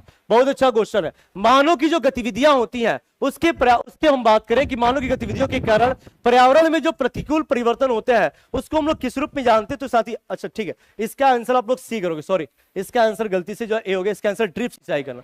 भाई ड्रिप प्रणाली किसे कहते हैं कि जब किसी भी पादप की जो जड़ों में जब बूंदे बूंद जो है, जब बूंद बूंद हम लोग क्या करते हैं कि पानी को डालते हैं ना, तो उस प्रणाली को हम लोग किस रूप में, तो ड्रिप प्रणाली, ड्रिप सिंचाई के रूप में जानते हैं। तो इसका आंसर क्या करना है, इसका आंसर सी करना, जो कि हमारे पारंपरिक सिंचाई के अंतर्गत में नहीं आता है, यानी इसका आंसर आप लोग सी करोगे, इस बात को ध्यान देना। अगला क्वेश्चन में बात कर रहा है कि मानव गतिविधियों के कारण पर्यावरण में प्रतिकूल परिवर्तन को क्या कहा जाता है। इस पर्यावरण के प्रतिकूल परिवर्तन को हम लोग किस रूप में, तो साथ ही याद रखना उसको हम लोग किस रूप में, उसको लोग पारिस्थितिकी सरल के रूप में जानते हैं। मतलब कि हम बात करें कि पर्यावरण के प्रतिकूल हम लोग परिवर्तन करते आ रहे हैं ना, उसको हम लोग किस रूप में, तो पारिस्थितिकी क्षरण के रूप में जानते हैं, यानी इसका आंसर आप लोग सी करोगे। अगला क्वेश्चन है कि काले फेफड़े का रोग संबंधित है। भाई काला फेफड़ा हो जाता, हमारा जो फेफड़ा है ना वो बिल्कुल ब्लैक हो जाता है, हमारा जो फेफड़ा है वो बिल्कुल ब्लैक हो जाता है। वो कहां पर काम करने वाले व्यक्ति का ऐसा होता है, क्या भाई किसानों का ऐसा होगा? भाई किसान तो भगवान होते हैं, हमारे लिए और आपके लिए किसान भगवान होते हैं। अगर किसान के बारे में बात करते हैं, अगर इनको ऐसा अगर रोग हो रहा है ना, उनको बचाना चाहिए, लेकिन नहीं होता है। इस बात को ध्यान देना मेरे साथी, किसानों का नहीं, जो व्यक्ति कोयला के खानों में क्या करते भाई, काम करते हैं या फिर जो मजदूरी करते हैं, तो उनको जो है इस टाइप की बीमारियां होती है, जिस बीमारी को हम लोग ब्लैक लंग्स के रूप में जानते हैं। मेरे दोस्त याद रखना, इस बीमारी को हम लोग किस रूप में, इस बीमारी को हम लोग ब्लैक लंग्स के रूप में जानते हैं। यानी इसका आंसर क्या करोगे, तो इसका आंसर आप लोग भी करना, ठीक है। अगला क्वेश्चन बात कर रहे हैं कि तेल स्लिक क्या है। ये क्वेश्चन जो है तेल स्लिक के बारे में बात कर रहा है कि तेल स्लिक क्या है मेरे दोस्त। तो साथ ही याद रखना, तेल स्लिक जो है समुद्र की सतह पर तेल की जो पतली परत होती है ना, जो समुद्र की सतह पर जो तेल की पतली परत होती है, जो बिल्कुल ही पतला परत होता है, जिससे जो है प्रकाश की किरणें परावर्तित और उस होने के बाद वो हमको रंग बिरंगी दिखती है, प्रकाश के व्यतिकरण की प्रक्रिया को जो है, प्रकाश की व्यतिकरण की प्रक्रिया को भी करता है। तो साथ ही याद रखना, उसी को हम लोग किस रूप में, उसको हम लोग तेल स्लिक के रूप में जानते हैं। यानी इसका आंसर क्या करोगे, इसका आंसर आप लोग सी करना। मेरे दोस्त याद रखना, इसका आंसर क्या करोगे, इसका आंसर सी करेंगे। अगला क्वेश्चन है कि WWF world wild life fund का जो पशु चिन्ह है, मेरे दोस्त याद रखना, उसको लोग विशालकाय पांडा के रूप में जानते हैं। ये पांडा है, लेकिन विशालकाय पांडा के रूप में WWF, मेरे दोस्त याद रखना, WWE नहीं, WWF के बारे में चर्चा करते हैं। WWF यानी कि वर्ल्ड वाइल्ड लाइफ फंड के रूप में इसको जाना जाता है। और इसका जो प्रतीक है, अगर इसके हम लोग प्रतीक के बारे में बात करते हैं, इसका जो लोगो है, वो लोगो क्या है मेरे दोस्त, तो विशालकाय पांडा है। इस चीज को आपको ध्यान देना। अगले क्वेश्चन की तरफ बात करें, लेकिन अगला क्वेश्चन हमारा TRE 3.0 का होने वाला। अगला क्वेश्चन हमारे TRE 3.0 के होने वाले हैं, और इसमें अगले क्वेश्चन में हम लोग बात करते हैं कौन कौन से क्वेश्चन किस टाइप से पूछे गए हैं। तो ध्यान देना, पहला क्वेश्चन क्या है कि निम्नलिखित में से किस प्रकार के प्रदूषण से पीलिया रोग होता है। मेरे दोस्त हम बात करें ज्वाइंटिस के बारे में, हम बात करें किसके बारे में, इस ज्वाइंटिस के बारे में, पीलिया रोग के बारे में। तो आपको पता होना चाहिए कि जो ज्वाइंटिस होता है वो एक प्रकार का वायरल डिजीज है, लेकिन एक व्यक्ति से दूसरे व्यक्ति में, ठीक है, एक व्यक्ति से अगर दूसरे व्यक्ति में जो फैलता है ना, वो किसके द्वारा, तो साथ ही याद रखना, यह पीलिया रोग एक प्रकार का जल जनित रोग है। मेरे दोस्त याद रखना, पीलिया रोग क्या है, यह एक प्रकार का जल जनित रोग है। इस चीज को आप लोग याद रखना। और ये क्वेश्चन पूछा हुआ है, ये किसके द्वारा फैल रहा है, तो जल के द्वारा। जब यही पीलिया हमारी ज्वाइंटिस पच जाती है, तो हमारे शरीर में हेपेटाइटिस, या हमारे शरीर में क्या होता है, हेपेटाइटिस बी नामक रोग को उत्पन्न करता है। इट मीन सी कि हेपेटाइटिस बी भी हमारा एक प्रकार का क्या है, तो जल जनित रोग है। इसका आंसर आप लोग बी करोगे। अगले क्वेश्चन के बारे में बात करते हैं, BOD, जिसको हम लोग जैविक ऑक्सीजन की मांग की उच्च मात्रा इंगित करती है। भाई क्यों इंगित करता है, इसके बारे में आपको बात करना। हम बात करें BOD के बारे में, जो BOD है क्या होगा भाई, समझ में आ रहा ना, लग रहा है ना कि केसरी सर बहुत मेहनत कर रहे हैं। लाइक बनता है कि नहीं, कमेंट करना। तो जो लोग लाइक कर दिए हैं आप तो जन्म भी करते हैं, ठीक है, जो लोग लाइक कर दिए हैं तो आप जन्म भी करते हैं। एक बार कमेंट, एक बार जो है सेशन, अपने कमेंट सेक्शन को पूरा का पूरा रेड कर देंगे जो लोग लाइक कर दिया। जो लोग लाइक नहीं किया है, तो आपसे मेरा रिक्वेस्ट होगा, भरपूर रिक्वेस्ट होगा, दिल खोल के रिक्वेस्ट होगा कि प्लीज आप लोग सेशन को लाइक कर दें, ठीक है। मैंने बोला कि BOD, जिसमें जैविक ऑक्सीजन की मांग की उच्च मात्रा इंगित करती है। साथ ही याद रखना कि पानी में सूक्ष्मजीव की वजह से जो कार्बनिक पदार्थों का उपभोग ज्यादा होता है ना, उसी को हम लोग किस रूप में, तो BOD के रूप में जानते हैं, पानी में, ठीक है। सर आप दाढ़ी मच क्यों बढ़ा देते हैं, पढ़ाई में दाढ़ी बढ़ा है, बाल बढ़ा है, सब कुछ देख लो, पढ़ाई ले नहीं देखना, वो क्या कहेंगे, दाढ़ी बढ़ा है, मोछ बढ़ा है, बाल बढ़ा है। हेपेटाइटिस एक किस प्रकार की बीमारी है मेरे दोस्त, अभी जस्ट मैंने बोला ना, हेपेटाइटिस ए हो, हेपेटाइटिस बी हो। हेपेटाइटिस ए और हेपेटाइटिस बी एक प्रकार का जल जनित रोग है भाई, क्योंकि इससे पहले जल जनित रोग में हम लोगों ने देखा था पीलिया, ज्वाइंटिस, और मैंने बताया था कि जब ज्वाइंटिस जो है, जब ज्वाइंटिस पच जाता है तो हेपेटाइटिस ए और बी होते हैं। तो याद रखना साथ ही एक प्रकार की जल उत्पन्न बीमारी होती है, यह एक प्रकार की जल के द्वारा उत्पन्न होने वाली बीमारी होती है। इस चीज को आप लोग ध्यान देना, ठीक है। अगला क्वेश्चन, मल के द्वारा प्रदूषित पानी में मछलियां की मृत्यु हो जाती है। भाई मल के द्वारा जब पानी हमारी क्या होगी, प्रदूषित हो जाएगी ना, तो मछली मर जाती है। क्यों मर जाती है भाई, क्योंकि आपको पता है कि मछली जो है उस जल से ही क्या करती है, तो ऑक्सीजन को ग्रहण करती है। मेरे दोस्त मछली उस जल से क्या करता है, तो ऑक्सीजन को ग्रहण करता है। और जो मल से बहुत ज्यादा प्रदूषित हो गया है, तो वहां पर ऑक्सीजन की कमी हो जाएगी, जिसकी वजह से वो क्या करता है, वो ऑक्सीजन को नहीं ले पाएगा। और जब ऑक्सीजन को नहीं लेगा तो जीव मर जाएगा, है कि नहीं। इसका आंसर क्या करना है, इसका आंसर आप लोग बी करेंगे। अगला क्वेश्चन है कि निम्नलिखित में से कौन सा प्रदूषण जनित विकार है मेरे दोस्त, प्रदूषण जनित विकार है, विकार का मतलब रोग है, विकार का मतलब क्या होता है, रोग होता है, फ्लोरोलाइसिस होता है, कुष्ठ रोग नहीं, ये सब जो है जीवाणुओं के द्वारा और के द्वारा होता है। हम बात करते हैं निमोकोनोसिस, निमोकिनियोसिस के बारे में बात करते हैं, यह हमारा एक प्रकार का क्या है, तो प्रदूषण जनित रोग है। इस चीज को आपको ध्यान देना और इसका आंसर आप लोग सी करोगे मेरे दोस्त। याद रखना निमोकिनोसिस के रूप में जानते हैं, यह एक प्रकार का प्रदूषण जनित रोग होता है। अगला क्वेश्चन है कि डीएनए का कौन सा भाग प्रोटीन की सूचना को देता है। मेरे दोस्त डीएनए के बारे में बात करते हैं, यह हमारा एक प्रकार का अनुवांशिक पदार्थ है। यू नो ना वेरी वेल, साथ ही याद रखना हमारे शरीर का एक प्रकार का अनुवांशिक पदार्थ को हम लोग किस रूप में, तो डीएनए के रूप में जानते हैं। डीएनए का कौन सा भाग प्रोटीन को सूचना देता है मेरे दोस्त, तो याद रखना उस भाग को हम लोग किस रूप में, उसको हम लोग जीन के रूप में जानते हैं, यानी इसका आंसर आप लोग बी करोगे। ये क्वेश्चन पूछा गया था, शायद कल भी कोई कमेंट में बार बार इस क्वेश्चन को कॉपी पेस्ट कर रहा था, मैं ध्यान नहीं दिया। मैं कल जब रूम पे जाकर मैं देखा ना, बाप रे बाप, ऐसा ऐसा क्वेश्चन पूछता है ना, मतलब नाप लेते हो कि मास्टर कितना जानकारी है कि नहीं। तो ऐसे ऐसे लोग महान लोग हैं। साथ ही इसका आंसर क्या करना है, इसका आंसर आप लोग भी करोगे। ध्यान रखना क्रोमोसोम आपको पता है ना, ये क्या होता है भाई, तो अनुवांशिक पदार्थ, जितने भी हमारे शरीर में अनुवांशिक पदार्थ होते हैं, अनुवांशिक पदार्थ का क्या होता है भाई, अनुवांशिक पदार्थ का वाहक होता है। और अनुवांशिक पदार्थ के रूप में हमारे शरीर में क्या क्या होता है, तो एक डीएनए होता है और दूसरा क्या होता है, तो जीन होता है। मेरे साथ ही आरएनए, जिसको हम लोग किस रूप में, जिसको हम लोग राइबोज, साथ ही याद रखना जिसको हम लोग राइबोज न्यूक्लिक एसिड के रूप में जानते हैं, ये हमारा राइबोज न्यूक्लिक एसिड होता है। इस चीज को आप लोग ध्यान देना और इसका आंसर आप लोग भी करोगे। यदि कोई बीमारी नॉन ह्यूमन प्राणी से किसी मनुष्य में पहुंचती है तो उसे क्या कहते हैं भाई, नॉन ह्यूमन मतलब कि मनुष्य से नहीं पहुंचा, ह्यूमन का मतलब मनुष्य नहीं होता है, नॉन ह्यूमन, ह्यूमन से नहीं पहुंच रहा है, तो साथ ही याद रखना एक प्रकार की कौन सी बीमारी होती है, तो पशुजन्य बीमारी होती है, उस प्रकार की बीमारी को। हाँ बिल्कुल, क्वेश्चन रिपीट हो रहा है भाई, कुछ कुछ ऐसे। सर आपकी क्लास में बोर नहीं होते हैं, हाँ तो हम बोर करते भी नहीं है ना आपको। वायु प्रदूषण का प्रभाव प्राय निम्नलिखित में से किस पर पाया जाता है, सबसे ज्यादा जो है पत्तियों पर पाया जाता है। याद रखना जो वायु हमारे प्रदूषित होगी ना, तो सबसे ज्यादा प्रभावित होने वाला हमारा भाग कौन सा है, पौधे का, तो पत्ती होता है। इस बात को याद रखना और इसका आंसर आप लोग एक भी करोगे। अगला क्वेश्चन है कि पर्यावरण के लिए किसमें खतरा है भाई, पर्यावरण के लिए किससे खतरा है, क्या हमारे पादप वृद्धि से है, फसल वृद्धि से है, कि जनसंख्या वृद्धि।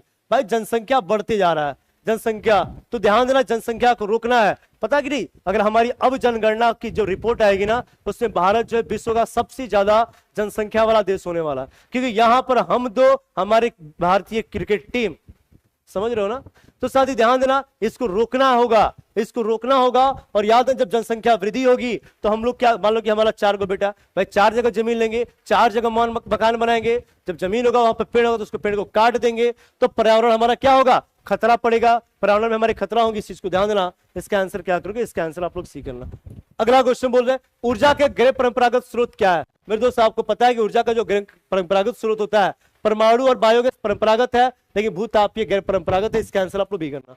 अगला है निम्नलिखित में से भारत में कौन सा स्थान जैव विविधता हॉट स्पॉट है। मेरे दोस्त याद रखना, हम बात करते हैं कि मान लो कि हमारा भारत का, हमारा भारत है, साथ ही याद रखना हम बोल सकते हैं हमारा भारत है, और हम बोल सकते हैं हमारा भारत है, ठीक है। तो भारत का जो पश्चिमी, यानी हम बोल सकते हैं जो पश्चिमी बात कर रहे हैं, इधर वाला जो भाग है पश्चिमी घाट, मेरे साथ ही याद रखना, और ये घाट जो है कई भागों में बटा है, और यहाँ पर एक हमारा हिमालय पर्वत है। ये जो पश्चिमी घाट पर क्या होती है, तो अत्यधिक मात्रा में वर्षा होता है। अत्यधिक मात्रा में क्या होता है कि वर्षा होता है, और साथ ही जहां पर अत्यधिक वर्षा होगा, जहां पर अत्यधिक वर्षा होगा तो वहां के पेड़ पौधे बहुत घने होंगे। जब पेड़ पौधे बहुत घने होंगे साथ ही, तो वहां पर जैव विविधताएं बहुत ज्यादा पाई जाएंगी। यानी इसका आंसर आप लोग क्या करोगे, इसका आंसर आप लोग ये करना।